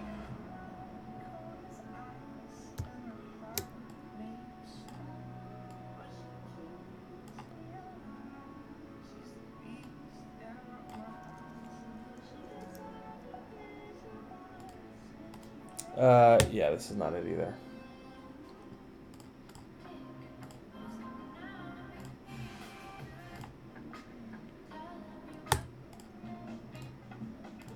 Pusher Man. Ooh, that's the one. You know that's the one. Alright. Let's do some more chopping. So let's find this clip's friend. Come on, man. At least shuffle with me, computer. Stay with me at least on that.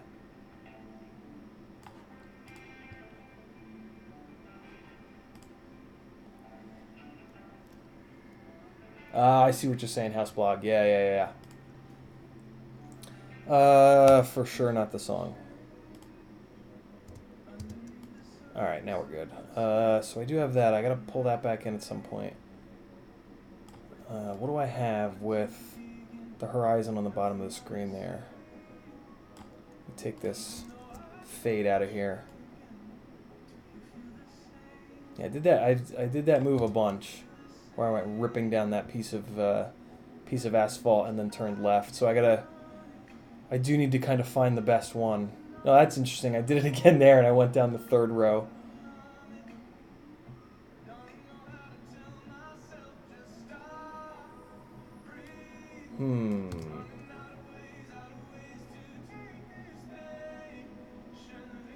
Not this one.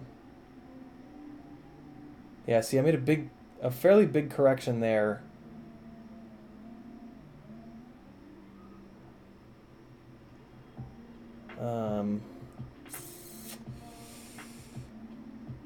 Oh, man. Yeah, the beginning of this one might go away, but... So if I kill the beginning of this one, can I find a spot where I can drop this in? Is a question. So I'll probably kill all this. I fucking love this jam. This is Swayed by Anderson .Paak. If you don't know who Anderson .Paak is, go right now and listen to all of his stuff. It's just... just fantastic. Where can I mate this up with that first clip? So I put a lot of effort into the first like 30 seconds or a minute or so, and then I just start dropping stuff in. Basically, I'm trying to get the hooks in and get... Most people bail after like 30 seconds to a minute. So A, if they're only going to see a minute, I want them to see the best minute possible. But B, if that first minute is good, there's a better chance that they will stay for the rest. Put the kids to bed for this song. All his chicks cook grits and roll spliffs.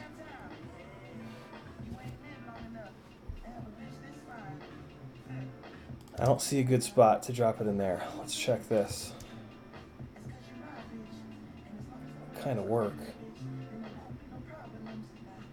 Oh, get it. Get it. Alright, let me just check the beginning of the rest of these, because I know I cut these down so that they're like in good shape. So if I can find one where the beginning is a half decent match, that would be pretty dope. Nah, it's not gonna be that one. Nah, it's not gonna be that one either. Nope.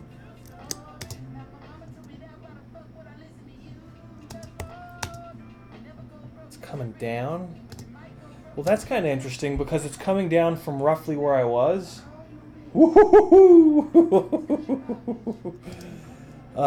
That's kind of interesting. So at the end of that first clip, I'm throwing it towards this river. So if I sync it up with this one, it's like a natural flow to the space, which helps in the beginning. It helps in the beginning to give people a feel for the space, give people like an overview of the space. Nabi, that's awesome. Nabi just finished up an edit and is exporting now.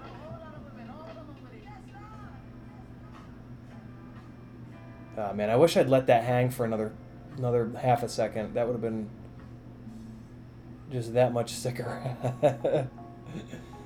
It's one of the things. This is one of the things I wanted to edit out from that other one. This is now a crash clip, I believe. Unless there's something really interesting. No, I just left this in because I needed filler under the one edit that I was doing. So this might actually go. Hold on, let me see. I love this. I love the pace of that, and then this is a great little jump through, but then this gets kind of... I get kind of lost in here. But it's a fun... I'm going to kill this here. And I'm going to do it like the other one. As like a... as a crash cut. It's going to be my... my legacy to FPV is the crash cut. That's going to be my editing legacy, is the crash cut. I'm calling it now, guys. CiottiFPV crash cut 2009. You know how 2019. You know how Gap-It was known for the flip cut? I'm gonna get known for the crash cut. I'm gonna start doing it constantly. I was all excited and I wasn't paying attention. Let's see if there's anything of value in here. CiottiFPV crash cut. You gotta crash a lot like I do to be good at the crash cut. I love that little... I kind of got lost, but I got lucky because I was by this tree and I just threw it over. But I didn't let that hang long enough. I should have let this hang until it was lower. Ready? I should have just left it. There's a big part of really, really sick footage is having patience, and this is where I didn't have patience. I should have waited longer. And like I was coming down, like I was starting to get pretty low, but when you're gonna do a move like this, when you're gonna flip inverted and pitch forward out of it, like I did, the lower you are, the better, because the sides of the frame will fill up with objects. So I should have let this hang a little bit longer, and this tree on the right side of the frame, I guess it kind of stays in, but it would have been bigger, and it would have been way more impressive. And I might have been able to keep the trees on the left side of the frame in frame when I did this. Probably not, but it would have just looked much better. See how high I am off the ground? I want to be much lower when I'm I was doing it lower when I was going through those trees because I was trying to do the pitch forward when I was under the branches and just in between the tree trunks. I bailed early on this one, so I am going to cut this out. And then see, I get lost there. See, I just hang out here, and I'm like, all right, well, shit, now what? And I got lucky that these trees were here for me to do a quick blip and throw over, but it's just not good enough when it comes right down to it. There's better stuff in the timeline right now, so we're gonna go with the better stuff instead of the okay stuff. And that's one of the hardest things about editing is, like, you know, I really like that one move that I did there, but the move before it was meh, and the move after it was meh, so it goes away. And that's the way the cookie crumbles. I almost prefer it when I fly like shit, but then have like one good battery because it makes editing so much easier. But, you know, those are the words of a crazy person. So... And the other thing I have to think of is the time of day. Flying a bunch of batteries like this, the light's going to change. So you want to try not to bounce back between your last battery and cut directly into your first battery because the lighting can be completely different and it can be sort of jarring. So I'm going to start to look out for that. Space Between Us? I don't know many songs by their titles. Not very good at that. Move these a little bit. Oh, okay, yeah, right.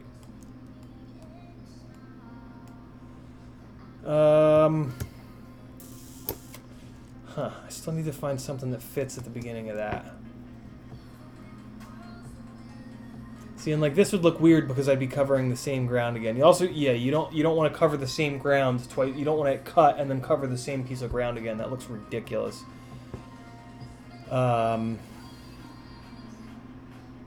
That's a great little run, though. I could bring it in. As much as I like this nice low pass, I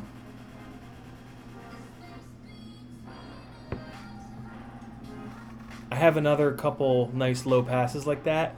So I could like bring it in down there low to the ground and then let's see what that looks like. Bring this down to audio 2 so I don't lose it. And let's go see. Let's see what that's all about. So I'm coming across in the middle under the trees, and I'm thinking about cutting it after that flip.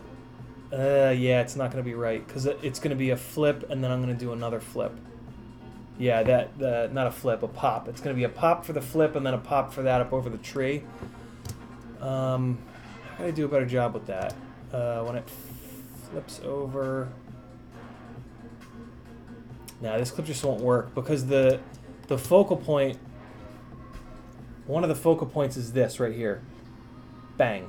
That looks cool. And to have two of those pops right on top of each other won't look right. I could sync them up. I could sync that front flip up with this pop. So I'd have to sync it up with that so the camera would rotate around and catch that. That's interesting.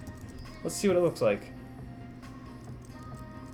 So it would need to sync with the end of this little pop.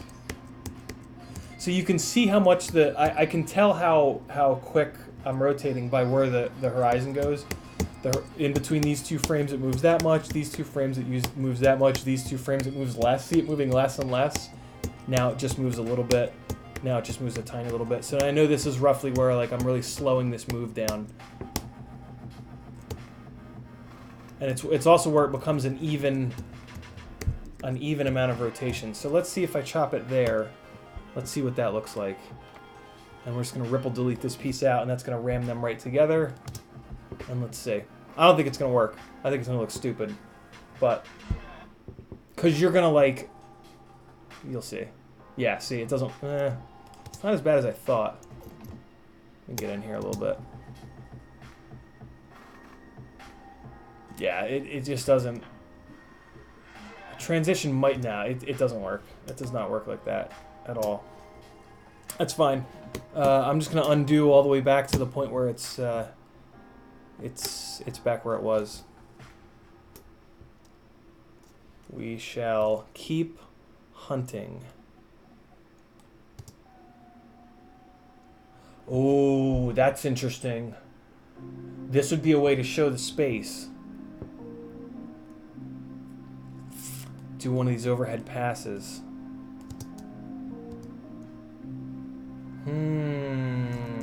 Okay. I don't hate that idea, but I need to get that horizon on the bottom. I need to figure out a way to get the horizon onto the trees onto the bottom of the shot.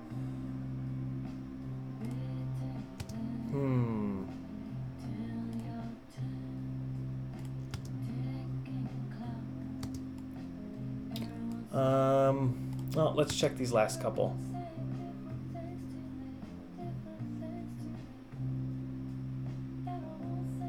Nah, it's not gonna be that one.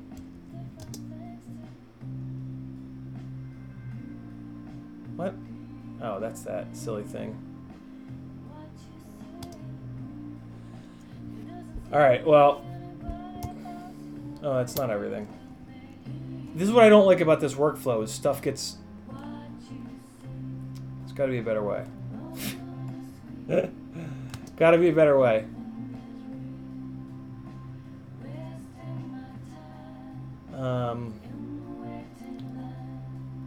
I would love to find something where I'm pitching forward from the sky.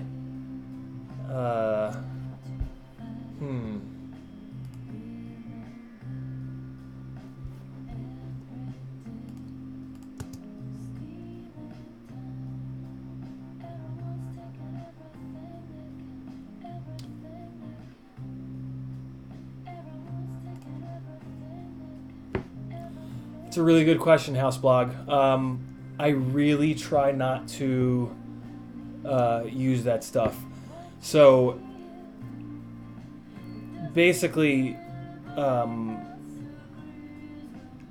I also try to do everything in camera. The whole like, oh, we'll fix it in post thing. If you can get it right in camera, it's always going to be better than fixing it after the fact. And I try not to. I try to let the footage do the work rather than using effects to do the work. If I have to, like if I really can't find something that will get it done, I will go to that. And it's not bad. Nothing against it at all.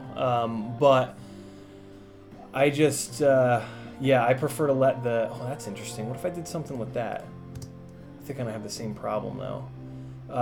Yeah, I really try to just do, like, simple cuts and simple fades, and let things happen in the video to... let the video kind of tell the story of why that cut.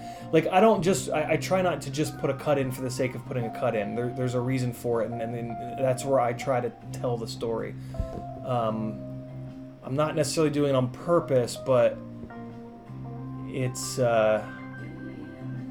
yeah, it's, and when you're doing cuts on a flight edit like this, you're telling a story, right? You're traveling a path through this space, and that's the story. So I try to have some logical something or other to it.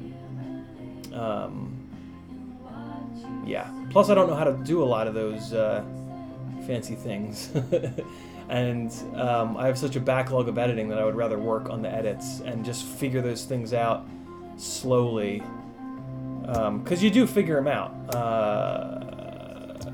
Yeah. Other words. More words. Yakety yak.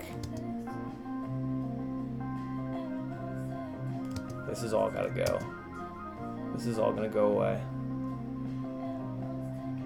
Alright, so there's nothing that really fits it like easily.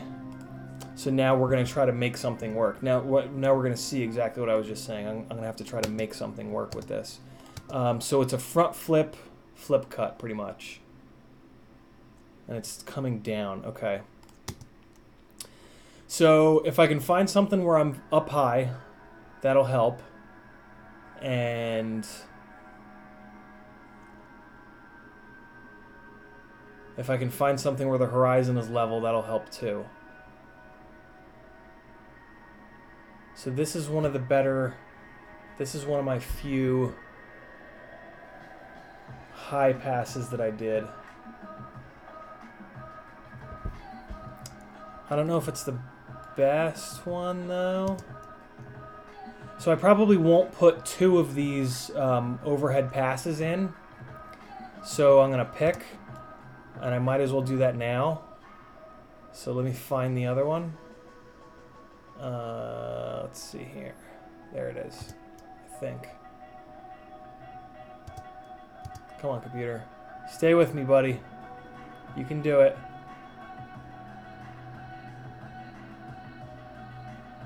Oh, it's this next... I already chopped it up. It's this next... Is it?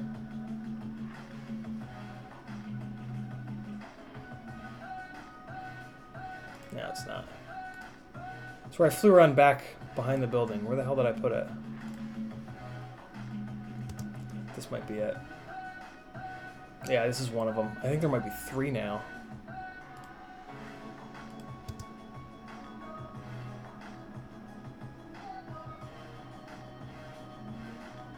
That's not the one.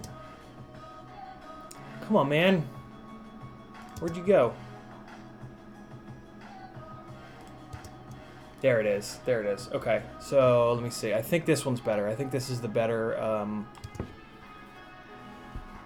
overhead jib jab and the flip flab. Yeah, this is the one that I want for sure. This one's way better. Alright, what does this go into? Where do we go? We go inverted here. Oh, right, this is where I dove. Yeah. Smooth, smooth, smooth. And now it's starting to get a little bit more nutty. Let me make this work. I'm gonna make it work. And I think I'm gonna straight up delete this one. Let me give it one more look. So this is after the sun had already gone down behind the trees-ish. So there's not as much sun flare. The tops of the trees are just kind of boring. I also went up above the building. That doesn't really... I mean, the building is not cool looking. It's just a bunch of air conditioning units. This is cool though. I like this, dropping down, slamming on the deck. But no, that's gone. Cool. So let's go with this. Let's move the audio down and pull this in here like that. So we got a big pop and then that. So if I did like a wipe. All right, so first of all, I'm not gonna keep, oops. I'm not gonna keep that little bit of horizon coming down. I'm gonna cut this when it's all white. And let's zoom in so we can actually see what we're doing. All right, so I'm gonna cut that on the playhead there. And we're gonna ripple delete this to join these two. And let's just see what that looks like.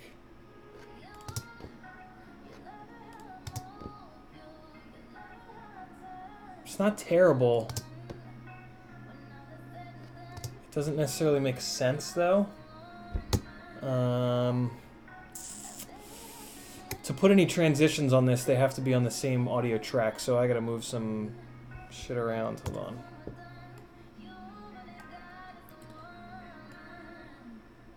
This is where I start to get annoyed. And I know that I need to get a better workflow going because of this moment right now.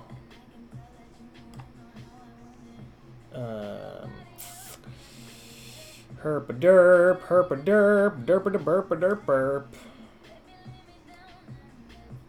There we go. That'll work. Okay, so now I can pull this guy back down onto track 1, and I can pull the audio up as well. And I didn't just delete any audio. Okay, let's see. So we're coming down here screaming. We do a big throw, slow time down. Yeah, see, that's one of the things that happens. We're fast, fast, fast, slow, and then fast. It's... Okay, that's right. Okay, there we go. There we go. If it's going to fit, it's going to fit better there where the rotational rate that I'm adding in is slowing down. So let's chop this out and see if that's a little better. So what I'm trying to match is, so I did the pop and then I slowed down and I'm rotating at this speed that we're seeing, and that's what I'm trying to match. I'm trying to match this right here. And that's going to make the cut seem less drastic. Even if I do it with a cross dissolve, it doesn't matter. Like, you just want them to fit better. And even though I have that quick flip, your brain is still in this slow motion mode. So if I can... And shit, I might even cut out that front flip.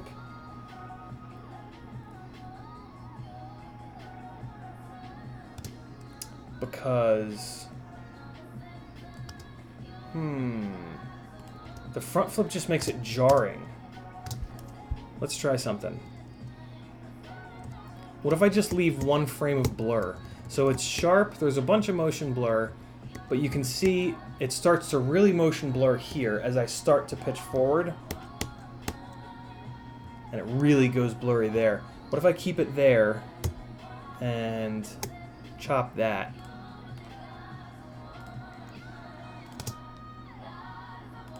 So now we've got that nice pace change. So now we can use... So this is another reason why I try to do it in the video with the cuttings. Joseph, that's a good question. We'll talk about that in a second. It's basically, I don't fully lock the shutter down. When you try to get it right with just the video, you can get to this point where the video matches up pretty damn good already, and now when I put the right transition in, it'll look real good. Rather than trying to rely on the transition to fix two pieces of video that don't want to butt together well. If you can get two pieces of video that butt together half decent and then you start playing around with it, you're going to have something that's super sick. I try to not do that. I try to just get them to butt up against one another and it's good to go and just move on and keep going. But these don't fit quite well enough, but I think I can get them to. because we're inverted and then we're going to right side up. So let's... The pre-cooked ones are kind of shit. But it'll at least give us an idea of how something might look. Yeah, that's awful. The dissolves are pretty good. Morph cut, film dissolve. I gotta find a source for better transitions. I know a lot of the good transitions are kind of like custom made, and you gotta do like an adjustment layer and you like do it in the timeline. But I would love to find some decent free transitions that are easy to kind of grab here. Morph cut? What the hell's a morph cut? What's going on, Jason? Morph cut is something that needs to render. That's what this red is it's rendering, which takes forever on my old ass computer. We'll give it a second. Joseph asks, what are your camera settings to keep the ground from going dark when the sun is low like that? So in the... Where's the session? Oh, I don't even need the session. I just need my phone. So in the session settings... Oh man. There's a text message just now sitting there saying something about bundle of kittens. Where the hell's the GoPro application? Here it is. Alright, so in the GoPro application, I think it'll connect to the session wherever it is. It's somewhere in this room. I'm starting to get concerned now. Ah, it's over there. Okay. Let's connect to it. I would have to connect to it anyway. Alright, so here we go. Hopefully it'll... Yeah. Come on. Definitely not going to be this song.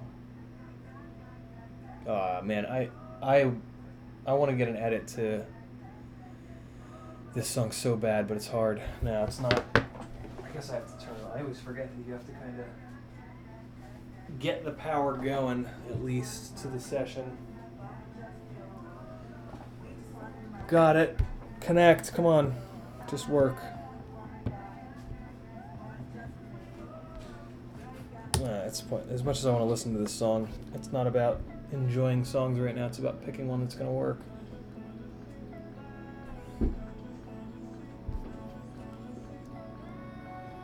Come on, man. Just connect, please. You're going to limit your ISO. Topic tonight is editing. Because I have so much editing to get done. Here we go. All right, so in the... oh, boy. If I bring the brightness down... I went too low. That's where I want to be. All right, so... in here... there you go, webcam. So we want to limit the ISO.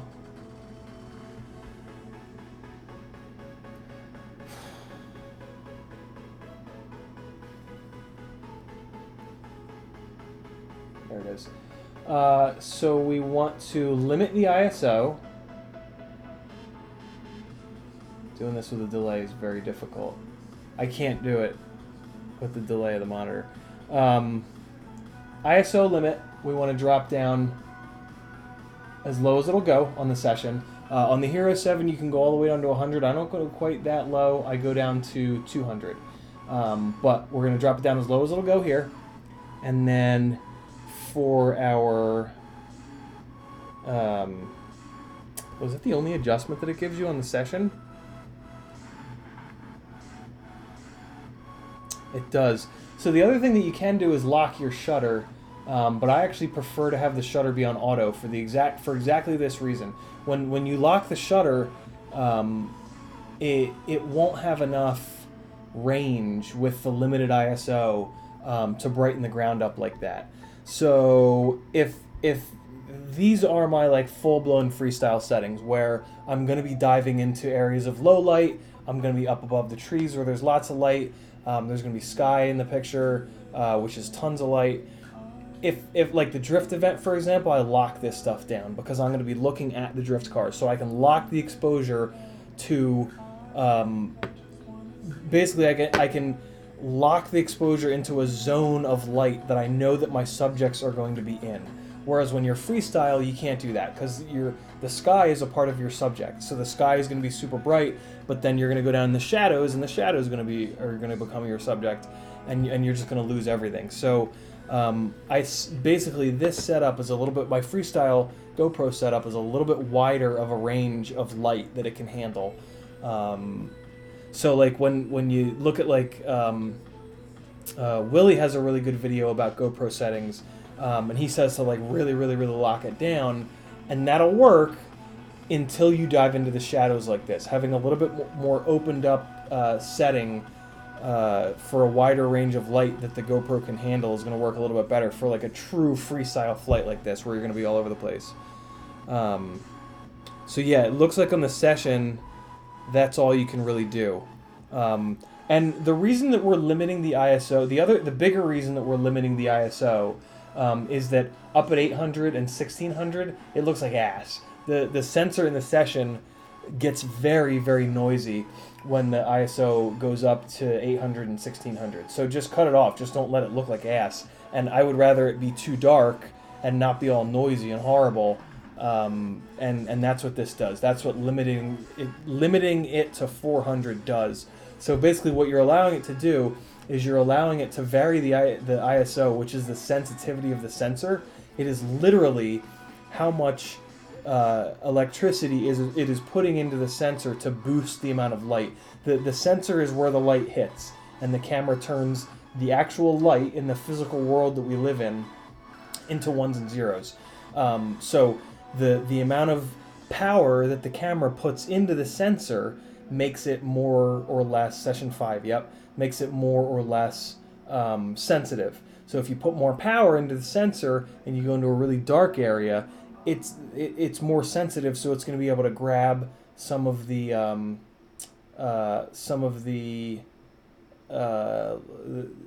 it's going to be able to boost, is the word I'm looking for, the smaller amount of light that's in there.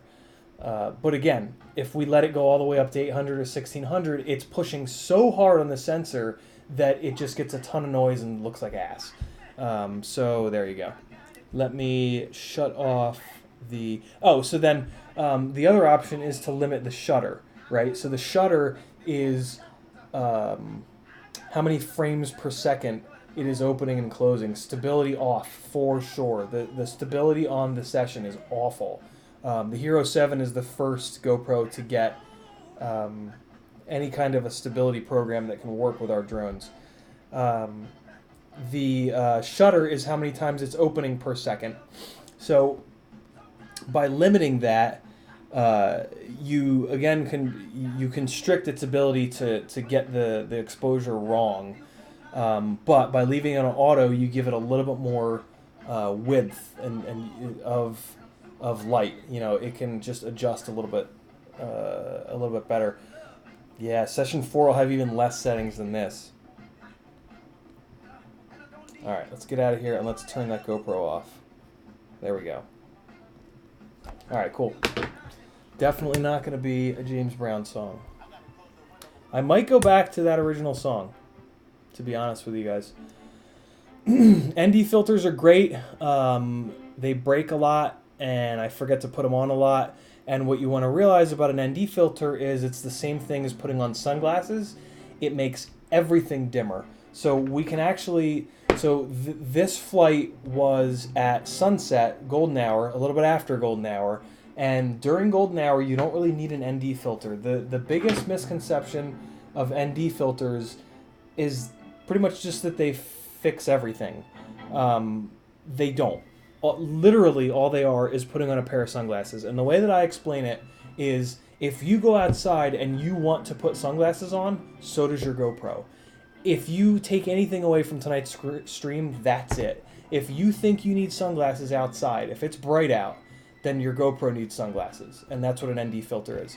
So it becomes really valuable at noon when you walk outside and it's bright as hell and you put sunglasses on. But when you go out for sunset, do you wear sunglasses? No, because the sun has dropped down in the sky and you're getting these nice long shadows. Shadows are dark, and everything, just the whole light is dropped down a bit. And what that allows the camera to do, what that allows the GoPro to do, is run a lower shutter speed and keep the shutter open for longer. And the easiest way to picture the shutter is to just close your eyes. When your eyes are closed, the camera is off. When you turn the camera on and you hit record, it starts going like this. It starts opening and closing its eyes really, really, really, really fast. That's the 1/30th. That's the 1/60th, 1/20th, 1/1000th. It is literally sitting there with its eyes closed, and if your shutter is on 1/1000th, it goes like this. At 1/1000th of a second, it opens up and closes its eyes. And so think about that. Think about 1/1000th of a second. If you're flying through the air and it opens and closes its eyes in 1/1000th of a second, it's going to freeze everything, right? 1/1000th of a second is very, very fast. And even if you're going 70 miles an hour, it is going to freeze everything. So if it continually runs at 1,000 frames a second, it's going to have these individual, 30 of them per second, it's going to have these individual frames where everything is frozen, and it's going to look like a flip book. It literally looks like a flip book, because that's what a flip book is, right? It's individual little pictures. Whereas, so that's what's going to happen. No ND filter in the middle of the day. As the sun goes down, the scene, everything around us, gets dimmer and dimmer and dimmer and dimmer. So in this example, the sun is all the way down. I don't need an ND filter, and like we can see here, we've got a fair amount of motion blur already, and we can really see it. I hit the wrong goddamn button. Come on. Oh, it's still, wow, is it still rendering that? Jesus. So not much motion blur here because we're not really moving, but when we come here, see all that motion blur on the trees? That's because the shutter speed was down at like 1/30th of a second, 1/60th of a second, where because the light had come down, because there was less available light, the camera didn't need to open and close its eyes so fast. So the reason why it varies, the speed at which it opens and closes its eye, is that it wants to make sure it's not overexposed. If you go out at 12 o'clock, a ton of light, and you just go outside and you go, with your bare eyes, and just stare, so you stare at the sun. You go outside with your eyes closed, you look right at the sun, you go, your eyes are going to be like burned, you're going to be like all teary, right? Whereas if you go outside and look right at the sun and go as quick as you can, you're going to be fine. And that's kind of what the camera is doing. If the camera does that same thing, if it opens its eyes for a long time looking at the sun, the whole frame is going to go white. Our eyes are much better at controlling light than the camera's sensor. So the camera has to really vary its shutter speed a lot to make sure that the scene is properly exposed, or else the scene goes completely white or it goes completely black if it's not collecting enough light. So that's kind of what's going on there. Apparently Morph Cut is just impossible for my 11-year-old computer to handle. I'm not at it. I'm just going to start working through these transitions to see if any of them really work. Film dissolve? Nah, that's not going to work. Oh, immersive video. There's a couple good ones here in immersive video. Let me go back to... Alright, I did. Good. Mike Grimsley gets a lot of jello without an ND on a session 4. Would a Hero 7 be better without Hypersmooth? Absolutely not. A camera is a camera is a camera. If you're getting jello, you need to either fix the quad, fix the vibrations in the quad, or you need to keep going harder on the ND filters. There's an ND4 filter, there's an 8, there's a 16, there's a 32. If the current ND filter that you've got is still giving you jello, and for whatever reason you can't fix the platform that it's on, the quad, you need to keep going higher on ND filters, or you need to fly later in the day when it's darker. You can make these cameras drop down to like 1/30th of a second, and there will never be jello down that low. The problem is going to be is if you have that strong of an ND filter on it, and you go into shadows, it could be a problem. But it's important to remember with ND filters, all they are is a pair of sunglasses. They're a Band-Aid, and they're a Band-Aid for flying, not during golden hour. If you only ever fly during golden hour, you'll never need an ND filter, because all it'll do is underexpose the scene too much, and you'll get too much motion blur. So yeah, try flying later in the day, Mike, or work on the quad. Figure out. I can, for example, even my beat up freestyle rigs, I can fly broad daylight, middle of the day, full sun, and not get jello. I have a couple articles on the Patreon about how to reduce noise and vibrations in your setup. And winter is tough because the ground goes white and it becomes very bright. So now you can fly even later in the day. But yeah, if you're getting jello like that, even with an ND filter, I would spend some time on your rig. Spin the motors up in the motor tabs with props off. See if you got one motor that's vibrating like crazy. I think there might be something going on in the rig. But there's nothing wrong with just getting a stronger ND filter or stacking. You can also stack ND filters, and that way you break two at a time. But yeah, look for like an ND8 or an ND16 or maybe even an ND32. To fly broad daylight, middle of the day, like sun directly overhead, you've got to have an ND32. And like you can barely see through the damn things. Here, let me grab one. I'll put it in front of the. The webcam, so you can see how dark it really is. Ugh.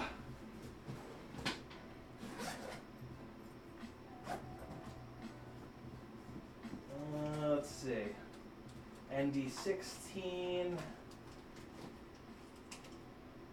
ND8, ND32. All right. Oh wow, this chair is really low now. I almost fucking fell.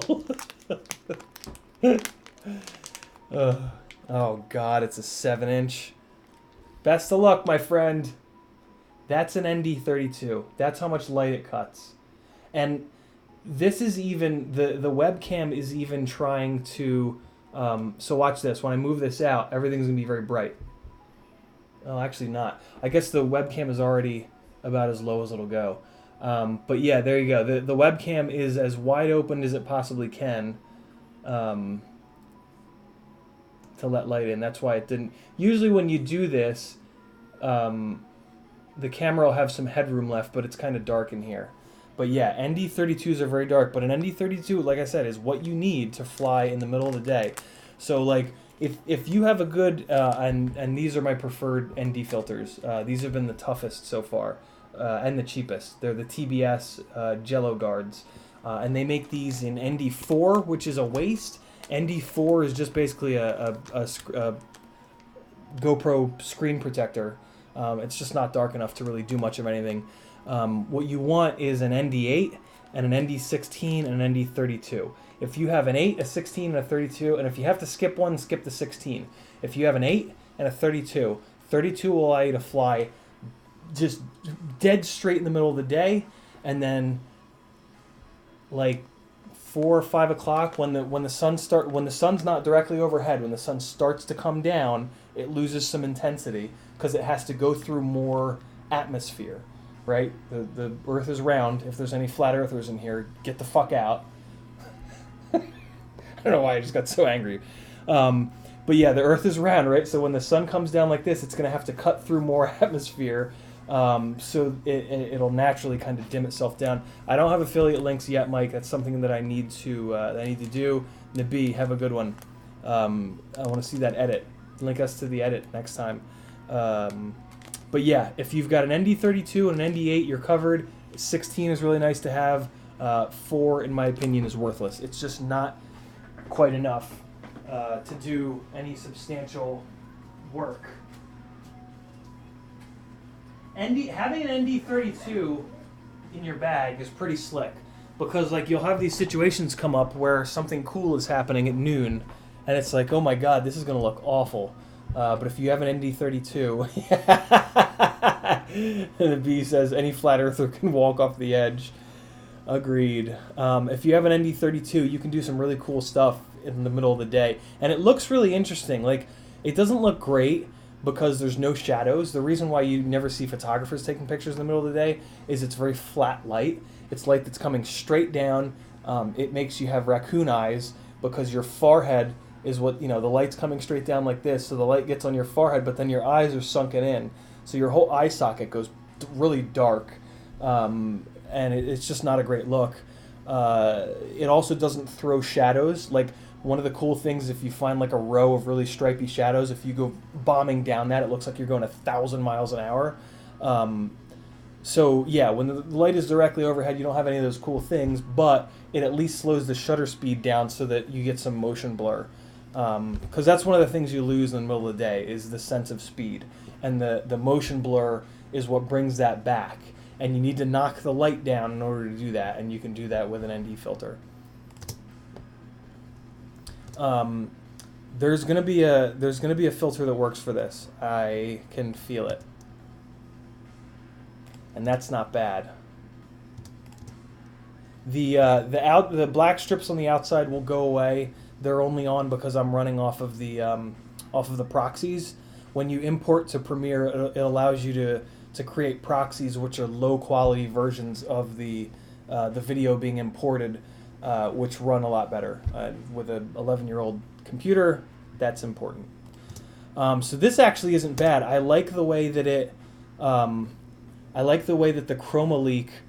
The chroma leak is this yellowish orangish color, and it really works. And it almost looks like it grabs onto the trees. What I will want to do is shift it so I don't get that flip. I don't necessarily want that flip in there. The reason why that flip came back even after I cut it out is because the transition, the default setting of the transition is to combine both the leading and the trailing clips together. So to get around that, what I can do is pull it like this. So now the transition is only going to do its job on the previous clip, so it's going to stop right here where I cut the rest of that flip out. So now when we play it, it doesn't capture that flip anymore. Awesome, Mike. I appreciate that, man. Very cool of you. There's some really good content on there. I hope you enjoy. Oh wow, the computer is. Oh, I have OBX up or OBS up. I keep calling it OBX for some reason. I guess because of the bumper stickers from Outer Banks. That's why. So now we pulled it back in there so we don't have that flip anymore, right? But kind of doesn't look as good. I think it's a little too long.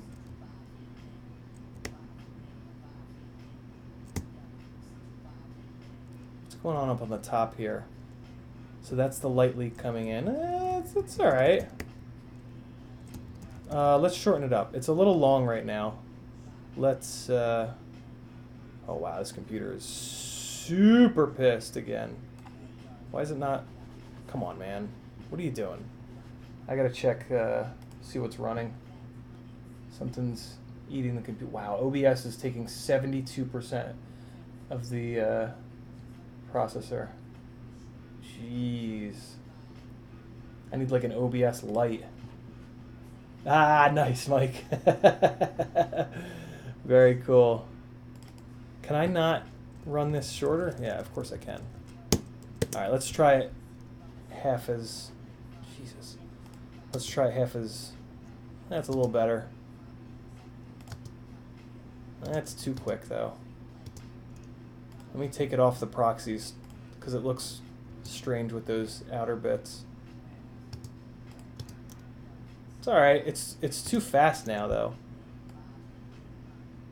Let's bring it out like that. Oh, now it's way too long. Let's come down to 20. See how that is. Come on.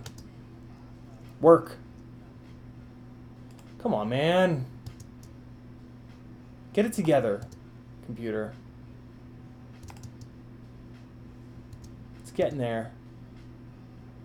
Kind of digging that. It kind of snaps, though. Right at the last second, there's like a pop. No, I guess not. I guess it's just it going away. I know what it is. I know what it is. It's the sky. It's this white sky. I need to cut. If I'm going to do this one, I need to cut it here to kill the white sky, and I don't necessarily want to do that.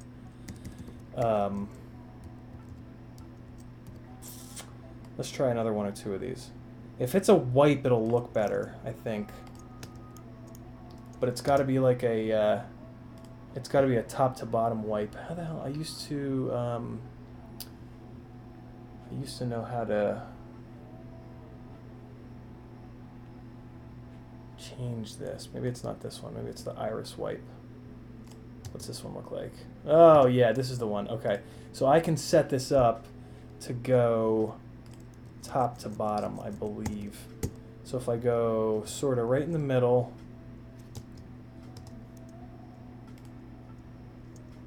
To where the wipe is actually happening. I want to highlight it. Here we go. Point of interest. So if I move this around, I thought there was a way to move this off the top. There it is. Okay, so I can change this to the point where it's a flat line. And then, oh yeah, right, this one doesn't do anything at that point. Okay. So it's pretty much a flat line now, so it should just wipe top to bottom. Yeah, it does. Oh, and it does a little thing it does there. That's kind of cool. It like accelerates it out the end of the frame. This might be our... That's not bad. That's the best one so far.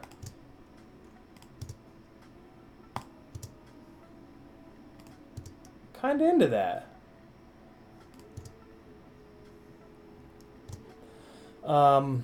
Let's see what else we can do with it, though. I love the way that it accelerates at the end there.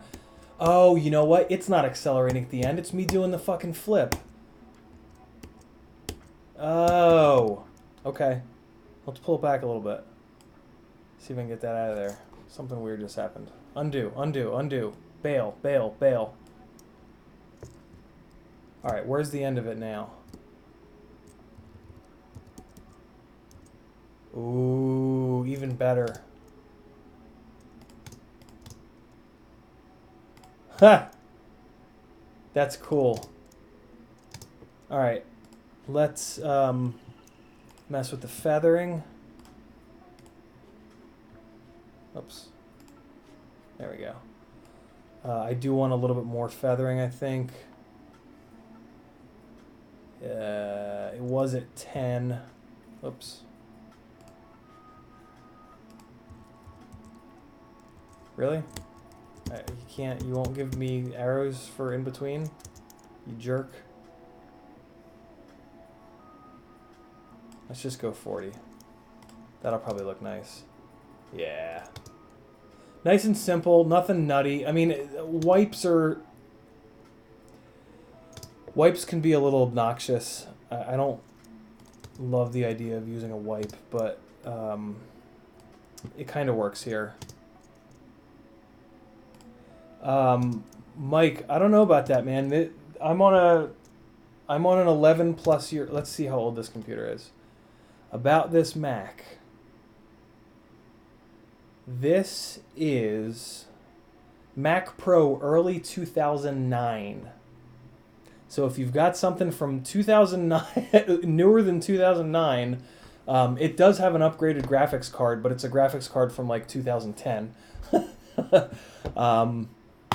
Yeah, you wouldn't believe what you can do, and like, there's a lot of workarounds that I have to do. Like it starts skipping and popping, and like, I could be faster on a newer rig, but this is what I got, and I am all about making what I've got work for me.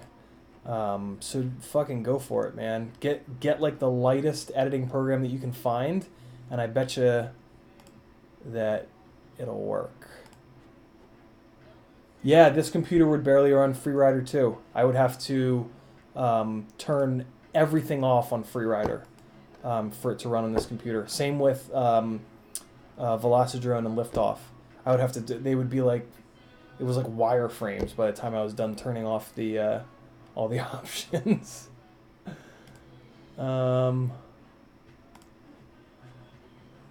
The only other thing I want to look at, it's a VR iris wipe.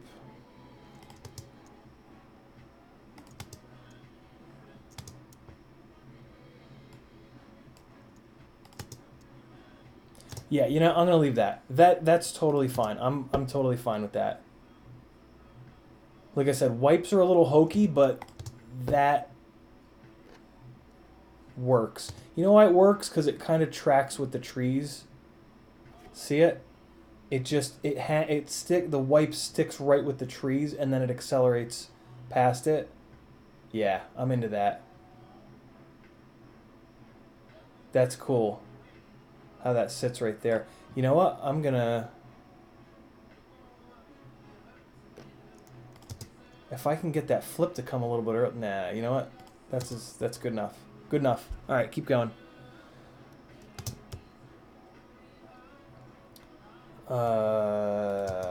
This is not the song either.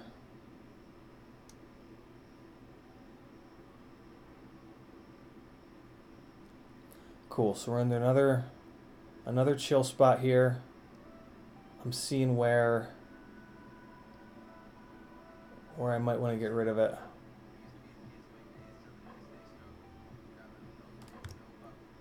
See, I don't love when it gets real dark in here, but I can put a little adjustment layer on that to brighten it up a little bit.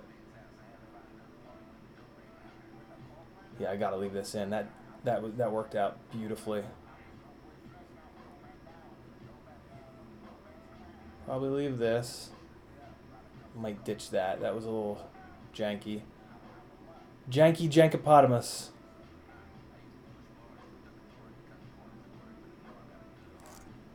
Smart.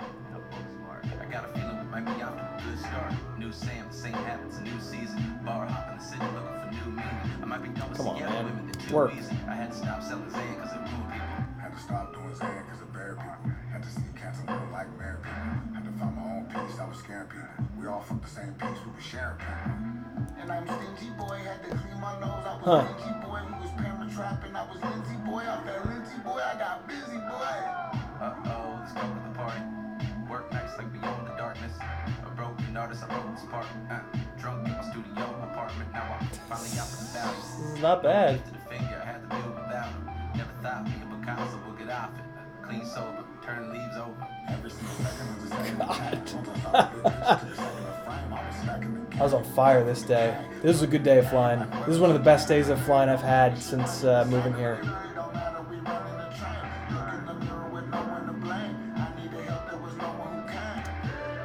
This can't be. I can't. It makes no sense to have it to that song.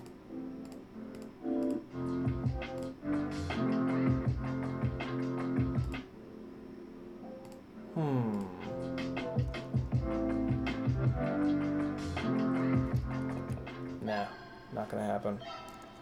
Not gonna be able to make it fit that. Hoochie coochie!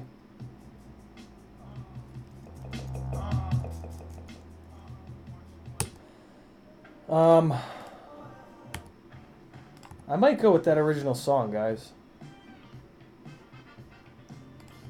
Let's take a look. The sooner I can pick the song, it's gonna really help me if I can pick the song sooner than later. And of course, it's playing an ad.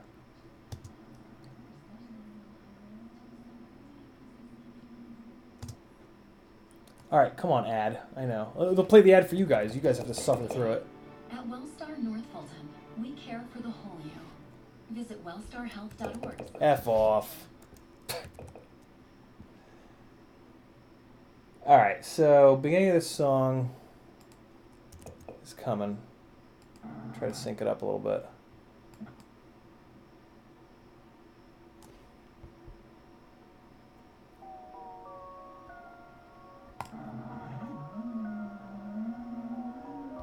Let's see.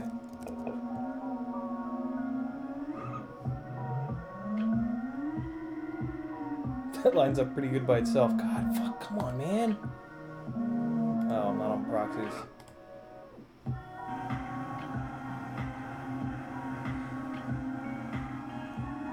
Yeah, I'm gonna do it. I'm gonna lock in on this song. Because it is a longer song too, right? Yeah, we talked about that. It's like, I'm gonna have like 420 something. Slick. Okay, so now I just have to pick between this and the remix version. This is Young by Vallis Alps. Okay, so here we listened to that one remix version. Here's another one.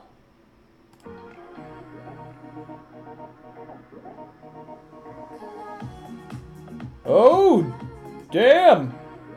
What's the beginning like? I don't know. Nah, it's too fast.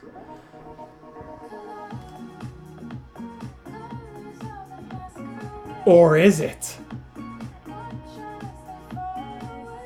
See, it works right now, but watch. It's not going to work now. Yeah, it doesn't make sense. No. Surprised it's not worse, but I don't like it. Next remix. 9,000 likes. We'll just kill the audio so we can really hear it. This is better. Somebody's comment was smooth and sensual. Ooh. Ooh.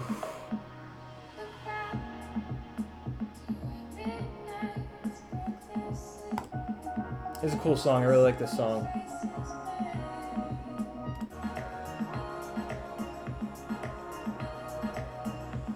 And this is a cool remix of it. I don't know if I like it more than the original, though. Let's do one more. We got one more remix with thousands of likes. See how it is. Oh. Oh. Oh.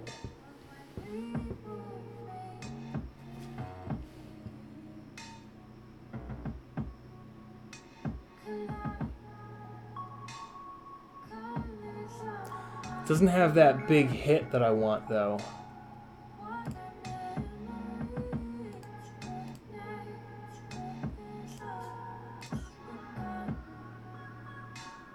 Yeah, it's also, I think it's a little too slow. It's a little too down tempo. Oh. Spencer Ludwig's playing trumpet on this one. All right. Isley Brothers. I've done an edit or two, Isley Brothers. It's fun.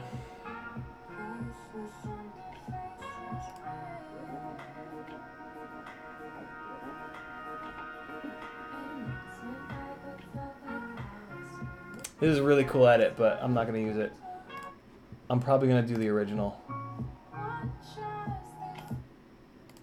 I did like this one, though. So this is way... This really breaks down hard on this one. And on this remix. And I don't know if that's going to fit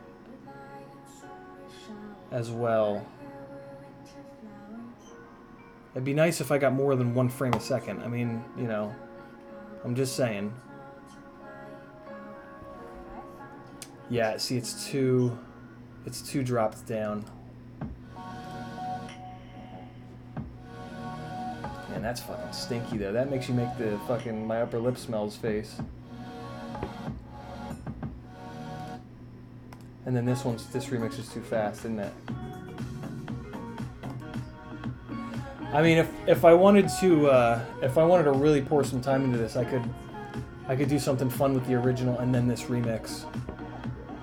Edit, cut into the remix into this in the middle of it, and then cut back. But I'm not doing that. I'm going to just grab the original, and we're going to use that.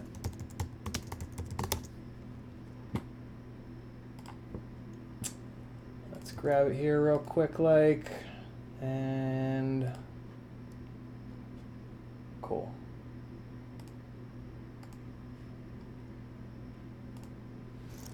who are they called?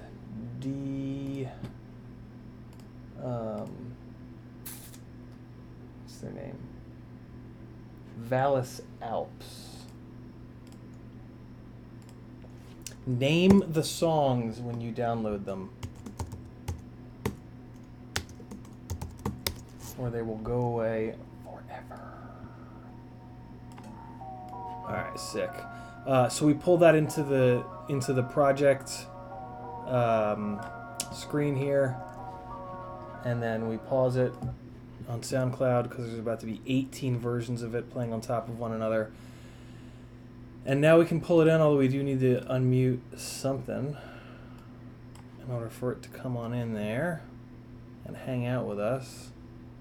And it's also going to overwrite any other stuff, so I'm actually going to add an extra audio channel. How do you do that? Add track. Oh God, don't want to do that. I want to add a track. Whatever, fine. Audio 4, and I'll drop it down on audio 4.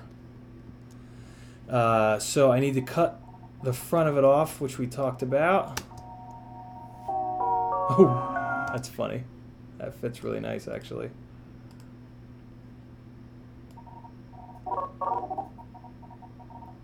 So we'll sync that up with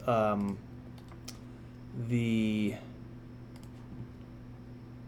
launch. That first blong will be when the rig takes off.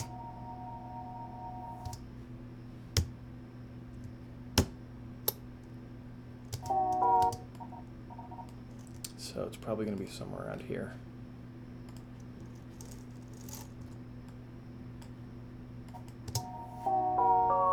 It's kind of a soft takeoff, so it's never gonna fit quite perfect, but that'll work. Let's see where this hits. Now, see,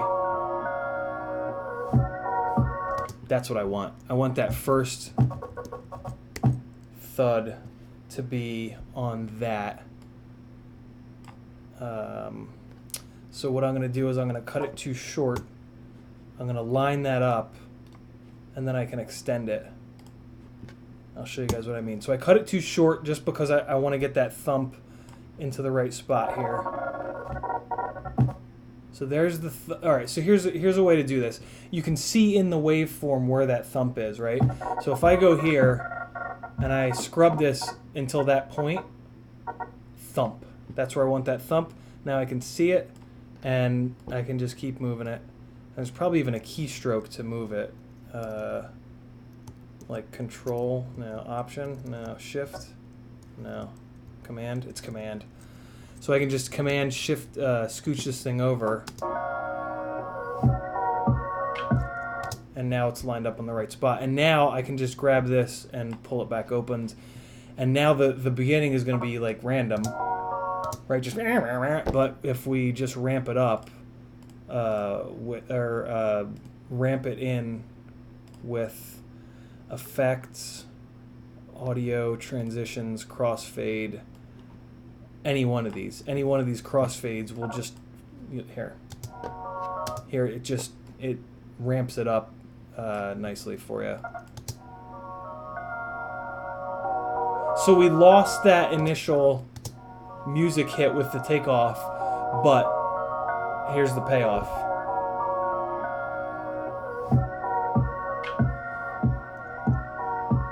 So now let's see where it goes from here.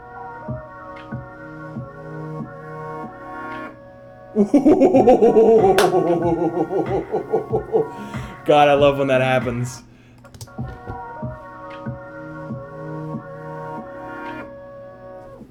So, all right, so that's a really good example. Yeah, it's a session. Session with good light. So that's a really good example of the reason why it takes me so long to pick music to these edits.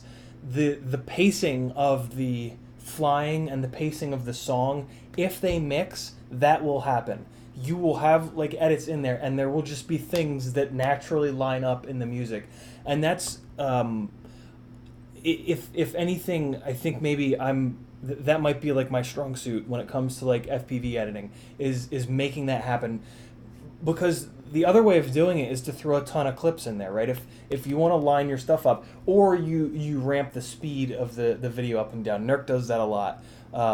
He will to create those moments where the video perfectly lines up with something that's happening in the audio. He'll speed the video up before it to like 101%, and you can kind of finagle that around. What I hate about doing that is if you have to then go back and make a change, everything is wrong. Doing it this way, it kind of future-proofs you a little bit if you need to go back and swap a clip out or something like that. But yeah, it really helps to take a little bit of extra time for me to find a song that's going to match up with that pacing, to have stuff like that happen. So, and Drone Shots says pick the music and fly to it. That's actually a really interesting thing that I've been wanting to do for a while.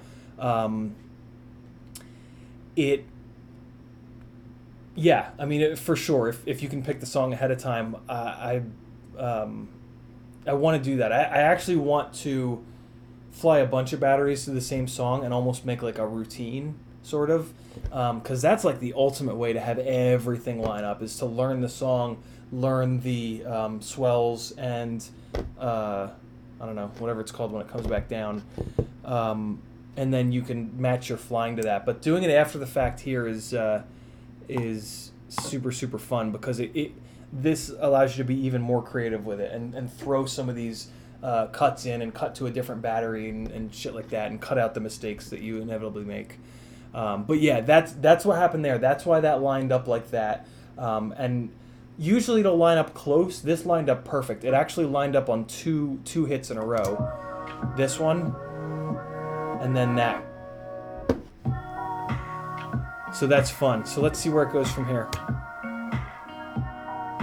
And this is a good part of the song, to have this nice and chill, showing the space.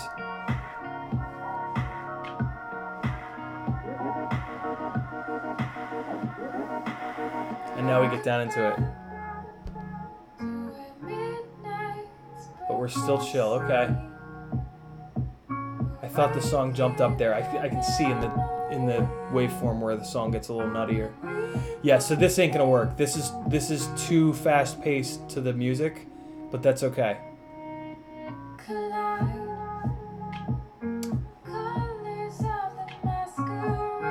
Now I'm second guessing it, because this lines up really nice. Oh, sorry. Thank you. Yeah, let me give that to you guys again. I have to rewatch this anyway.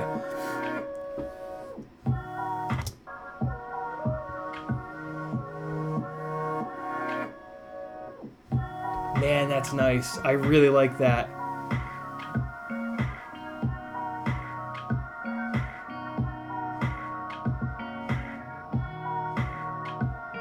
Alright, so that's all good.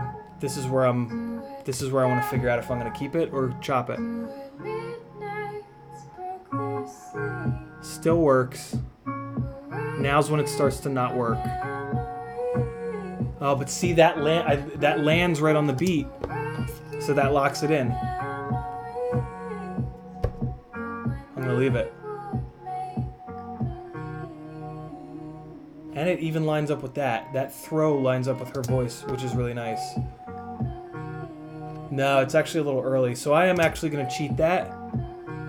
No, I'm not. No, it's not. I'm not gonna screw with it. And then that lines up too, and she says the word collide.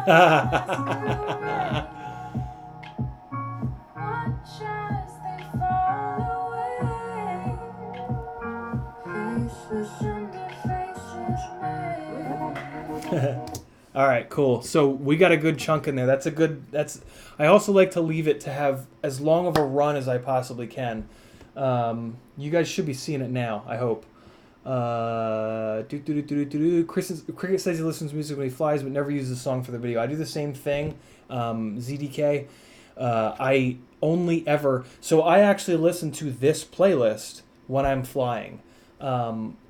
because most of the, but what's nice is most dance music is somewhere around, I want to say like 100 either 160 or 120 beats per second. Most dance music has a similar tempo. So if you fly to dance music and then you edit to dance music, it's going to be similar. But yeah, I do the exact same thing. If I have to, I'll fly without music, but I'm never happy with the results when I come home and watch it when I didn't fly to music. Houseblog says you'd have to do multiple flights to get a good edit that way, but flying to music is fun at any rate. Yeah, I guess if you fly a bunch of batteries back to back to back to back, listen to the same song, you could edit out the mistakes within them. That's true. Like I said, that's something I've actually really been interested to try, to like go to a spot and just hit the same song over and over and over again. I think you can do some really fun shit with that too. Like you can kick the GoPro on when you're in the car, pull it out, put it, and like fake that the song is playing in the car, put it on the roof, take off. I love editing because of those creative moments, but it just takes too fucking long. And unfortunately, there's not an easier way. Like, editing software is pretty much as good as it's going to get. So I have a couple little bobbles in there that I don't love. I might take them out right in here.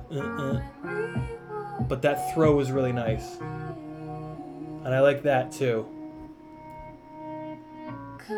That's, no, gotta leave that. That's where I'll edit it. Because that's just, that's okay.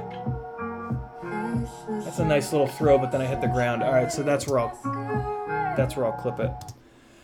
All right, so I will mute this while I'm doing this, and I'll bring music back in. This is also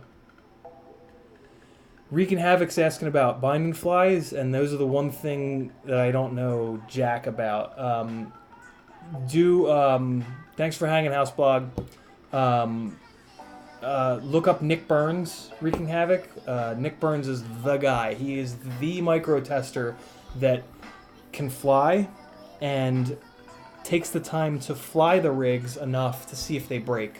And he gets all the binded flies sent to him because he does the reviews. So check out Nick Burns and trust him. He's an excellent pilot, very smart guy, knows what he's talking about. He's done enough builds that, any recommendation from him is as good, if not better, than a recommendation from me. All right, so let's get this. Oh, I need to. This is such a jam. I need to unmute this because I need to see where the music hits for this cut.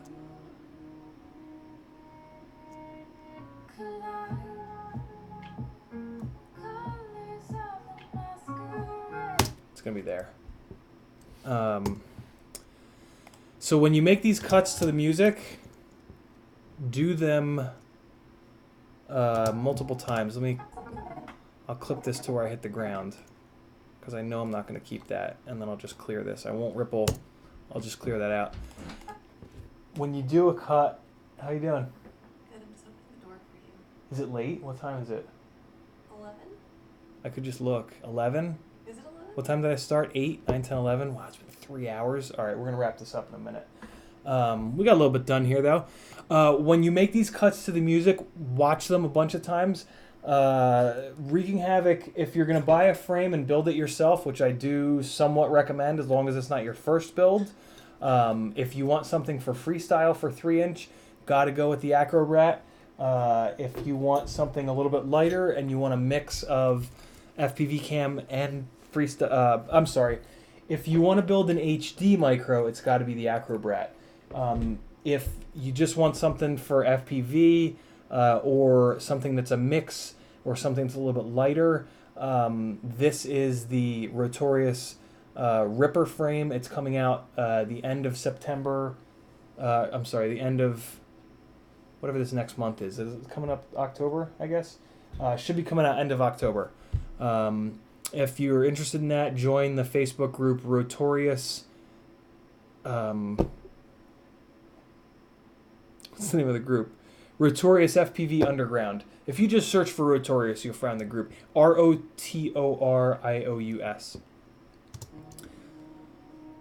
Yeah, so when you make these cuts to the music, watch them multiple times to make sure it lands correctly. Because it's very easy to go, yeah, that's right, and then it's a 30th of a second early or late, and once it's on YouTube, it's too late to fix it. So do it with a cut to black, and also do it with a cut to another video. Yeah, that's a good one. That one, I got that one lined up real good. Let's see if I can use anything from the rest of this clip. Where does that land? Rotating left, looking at 2 trees. All right, so if I can get something else that rotates left, it'll be a nice, it'll be a transition that makes sense. Oh man, that's pretty with the sun popping out like that. Oh, and this is, okay, yeah, so I'm gonna try to weasel this in. See how I'm rotating left there? I might be able to make that work. Look at the GoPro adjust. See the GoPro adjusting to the light? That's cool. I don't usually notice that. Do I have anything here where I'm rotating? Just there. I wonder.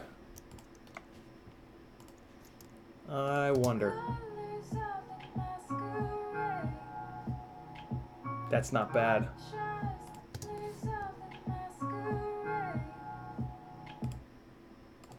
This is also why when you edit to this level to get something that's really nice and you spend a ton of time, this song is forever ruined.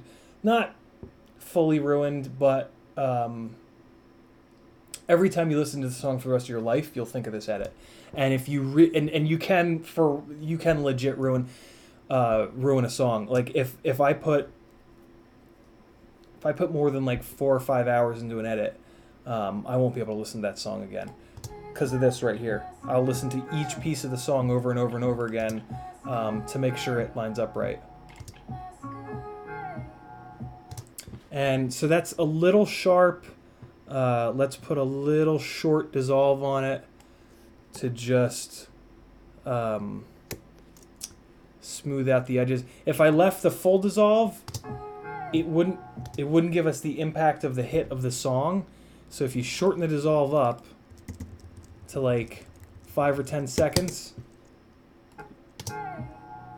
see how you still get the hit from the song? And just out of curiosity, I want to try it 5 seconds. Ooh, I might like that better. Yeah, I'm gonna leave it there. See how it hit a little early? I might be able to get that to line up. So this is where I'll show you guys Nurk's trick of just altering the speed of the video previous to that moment a little bit. And that's a big moment in the video, right? It's a big snap, and it's happening early, so I can slow the video down. So here's the trick. At the snap is where you cut. Is where you cut the video. And then you're gonna slow down the beginning of it. So it's like roughly there. It doesn't have to be perfect, but I'm gonna cut that. And what did I say? The video hits early? Yeah, the video hits a little bit early. So a little pain in the ass thing about Premiere is if I just slow down this clip before it, it'll just start overwriting this one. So I gotta move this one out of the way. And then I'm gonna come in here and I'm just gonna slow it down a little bit. We're gonna go from 100 to like 98. Yeah, Sean, I fucked up and I started the stream as unlisted, and nobody came in for like a half an hour, and I was like, that's a little weird. And then I moved it to public, so it's all jacked up. But it's just an editing stream. It's probably boring to most people, so you didn't miss a lot. And I'm only a minute into it, so there'll be plenty more where this comes from. Maintain audio pitch, slow down, reverse pitch. Okay, good. So we're just going down to 98%. That is not a big change, but for what we're doing, it'll probably be too much. I'll probably need to do a little bit less. So let's see where that music beat lands. And now it's almost perfect. I actually have to go a little bit more. The video is leading the audio, and you want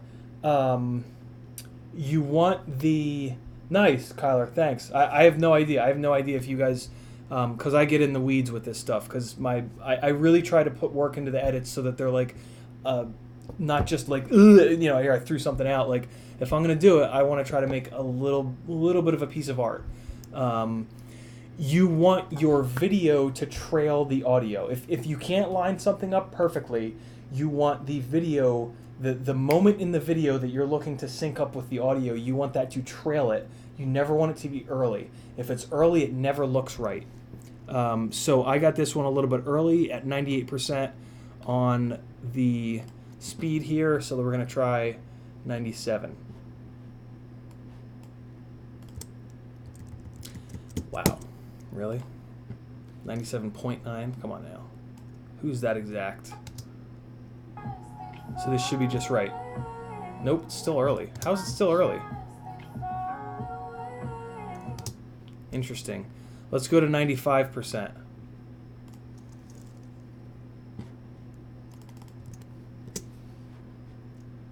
See where that puts us.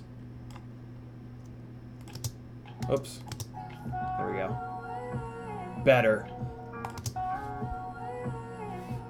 right, one more.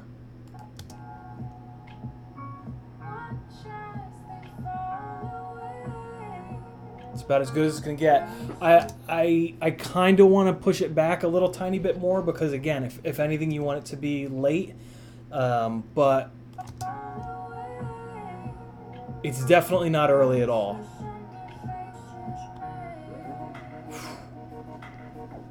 I still can't believe I did that. Andy was in the or no, was he? No, he wasn't. He hadn't gotten there yet. But I already did that line, I believe, right? I can't leave that in because I think I did that. Yeah. That'll be a real slick little transition though. Check this out. Wait, no. What was I just working on? Right here.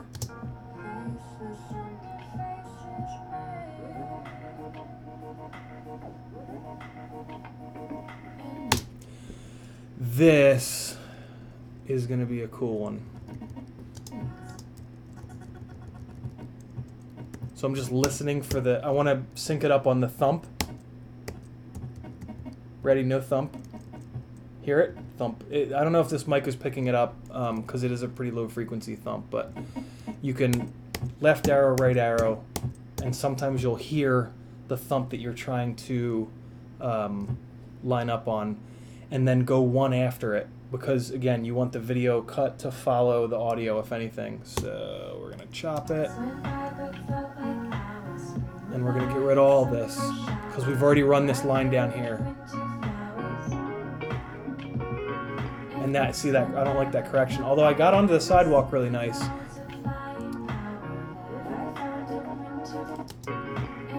That was a nice run there, but I'm still going to get rid of it.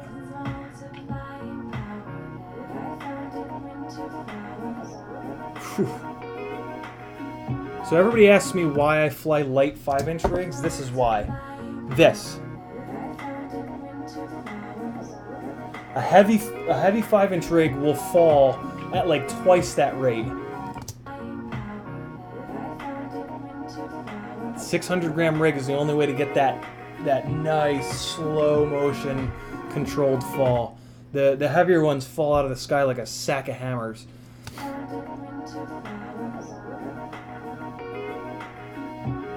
Wow, that lines up too. Get the. I'm not gonna keep this, but whatever.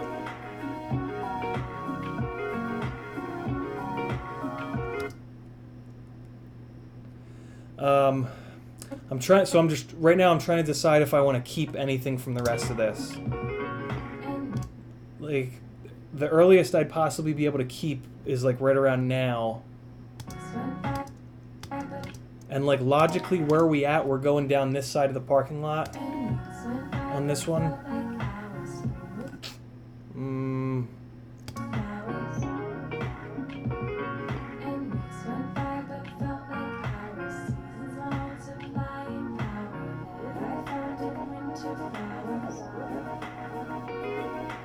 I mean, that throw was cool and all, but it was a little high. I didn't mean to throw it quite so high.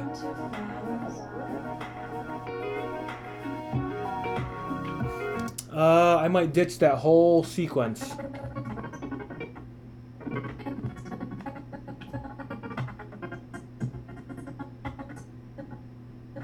I'm not going to ditch the whole sequence. I'm going to save it because I like this run down the sidewalk, but it's not going here. So this goes, and this is going to get saved for later in case I need a run down that backside of the parking lot. So let's just do this little trick again here, and we're just going to throw this somewhere over here. Okay, so now we need to do something slick here. Nice low pass on the right side of the parking lot. Ooh, okay. Might be able to do something with this. Let me mute this so it's not so obnoxious. Bring in some other music. Ooh, that might be a good excuse to use this. And then come back across the middle. Ooh, okay. So see what I'm saying about the light changing? This is a good example of that. Even the ground has changed color because the lighting has changed. So you got to kind of be careful of that. I won't try to mix this in with the ground changing. I'll pick like over here where the, in the foreground you go from this gray to grass so you don't, your brain doesn't read it as... Alright, we're going to ripple delete that, smash those two together, and this is definitely going to need a transition. My go-to is always the cross dissolve. If I had my way, and if I got everything right with the video, I could do the whole damn thing with regular, just straight up cuts and cross dissolves. The other transitions for me are crutches, to where I'm not getting the video to perfectly mix with one another. I hope that makes sense.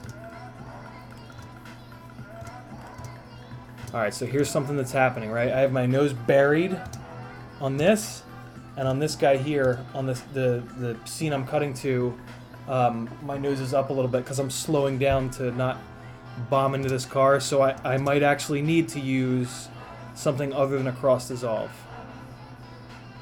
Like another vertical wipe, maybe, to bring that horizon down. If I vertical wipe, it'll kind of fool the viewer into that horizon changing. So let's try it. Let's try that chroma leak. See what that looks like. Good God, computer. It's not the stream lagging. It's interesting. I don't know if it's good. Nah. What's this? VR gradient wipe. Oh God. These wipes are very weird. Oh wait, I said I was gonna wrap this shit up. It's 11:30. Let's do this one and then we're gonna wrap it. We got a minute and a half done. That's not bad. Like I said, I focus on the beginning. I spend a lot of time in the beginning, and now as we get farther and farther, I go quicker and quicker. So that, these get done at some point. The gradient wipe doesn't let me change the way that it works. That's super annoying. Or maybe is it in rotate? What the hell? It is in rotate. This is where you change it. This is a weird transition, man. Alright, so we'll go to the moment that it actually starts doing something. God, it's just too... Fuck this white. Fuck this transition. This thing is useless. That's the one that I used last time. Let's We'll use it again.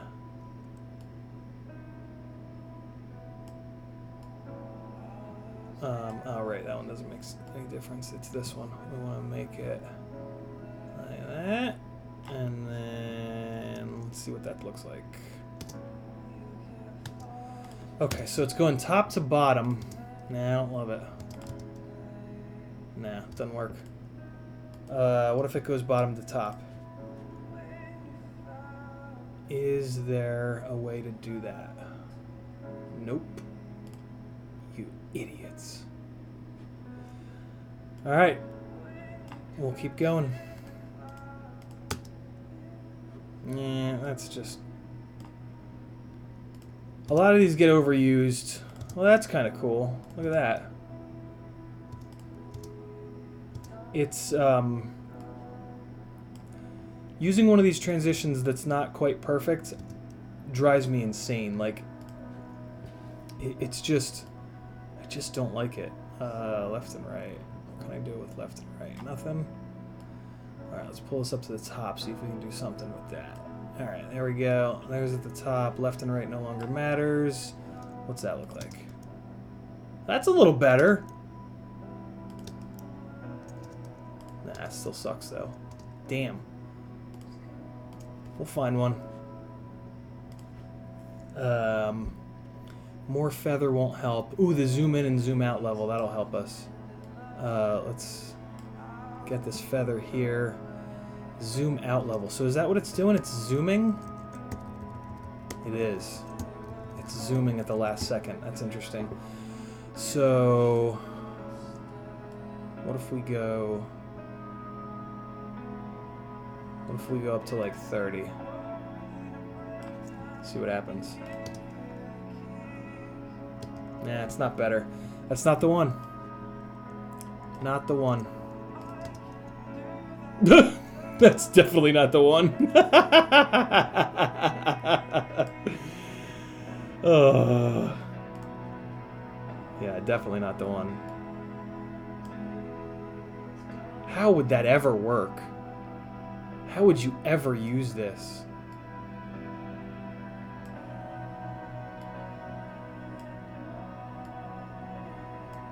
No, that's insane. That's an insane transition. How long does it take to do an average edit? Kyler asks. It really depends on. It depends on how happy I am with the footage. I'm really happy with how I was flying this day and the light. So I'm willing to spend more time on this one. I'll probably spend. If I wasn't talking, I would probably be done with this already. So I would usually spend around this amount of time, like maybe 3-4 hours on something that I really like.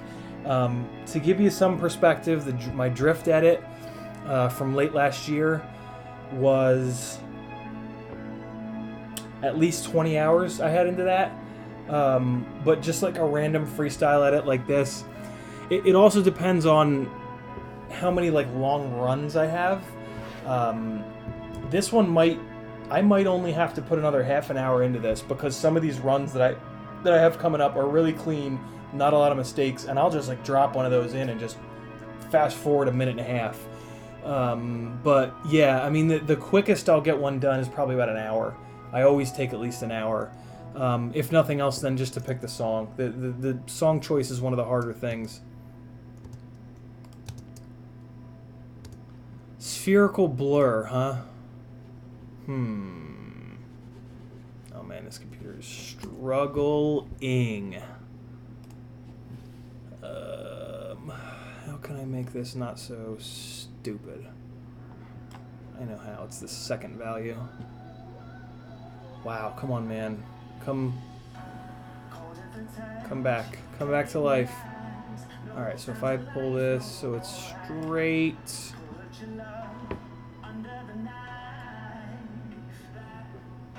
Alright, what's that look like? Come on, man. Stop jumping around. Well, I like that one more than the other ones, but still don't like it. Did I try it without? Oh, it's awful without. I'm gonna sleep on it. I have to shut this shit down anyway, so I'm gonna sleep on this. Look at this with fresh eyes tomorrow. It's late. I'm tired.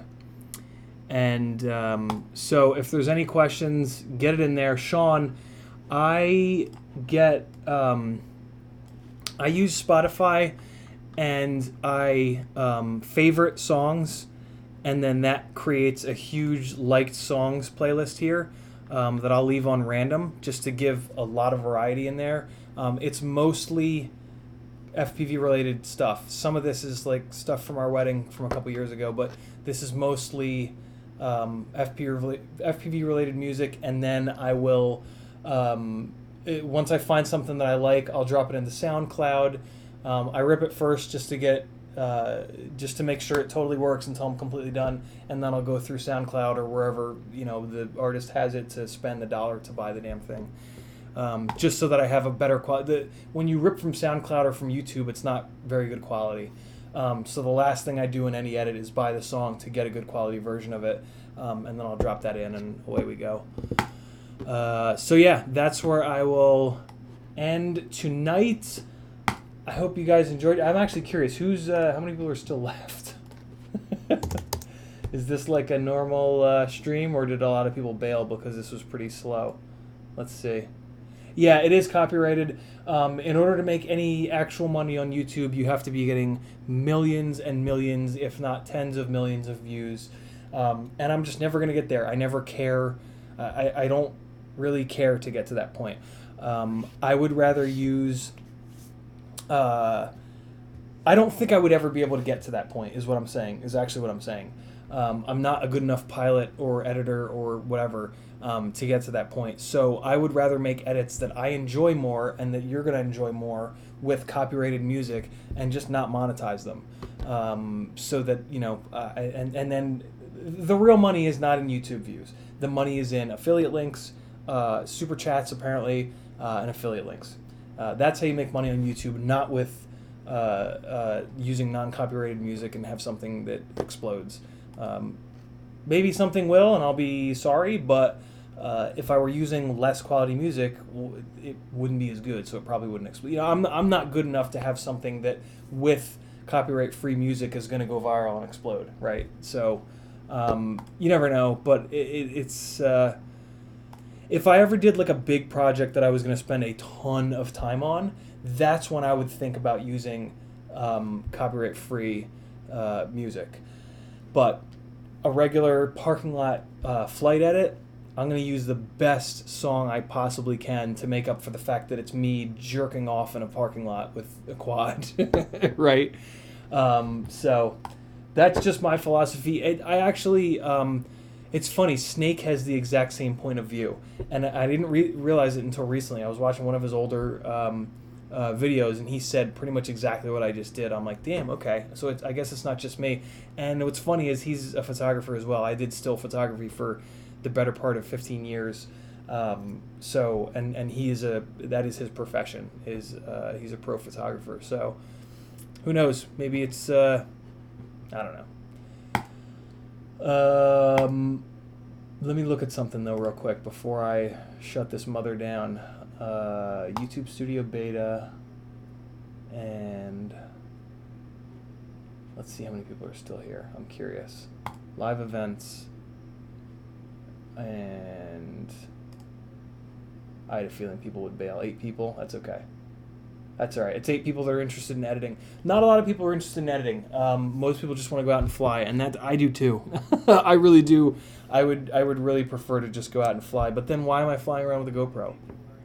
If I was going to do that, I would ditch the GoPro and fly a rig that's 80 grams lighter. If I'm going to collect footage with the GoPro, I'm going to edit it and make something cool. And I don't love editing like right now when I'm sitting here, but I do love it as soon as I'm done. And I put it up on YouTube, and I throw it out there for the world, and then in 6 months I watch it, or 6 weeks or whatever it may be. That's when I'm like, all right, I'm glad I did that. So it's I don't know. It's just one of those things. Unfortunately, I kind of drove editing into the ground a long time ago. If you guys dig on my YouTube channel, you can go back 11 years, and there's edits. because this is one of the things that I did at university. I was a TV radio major.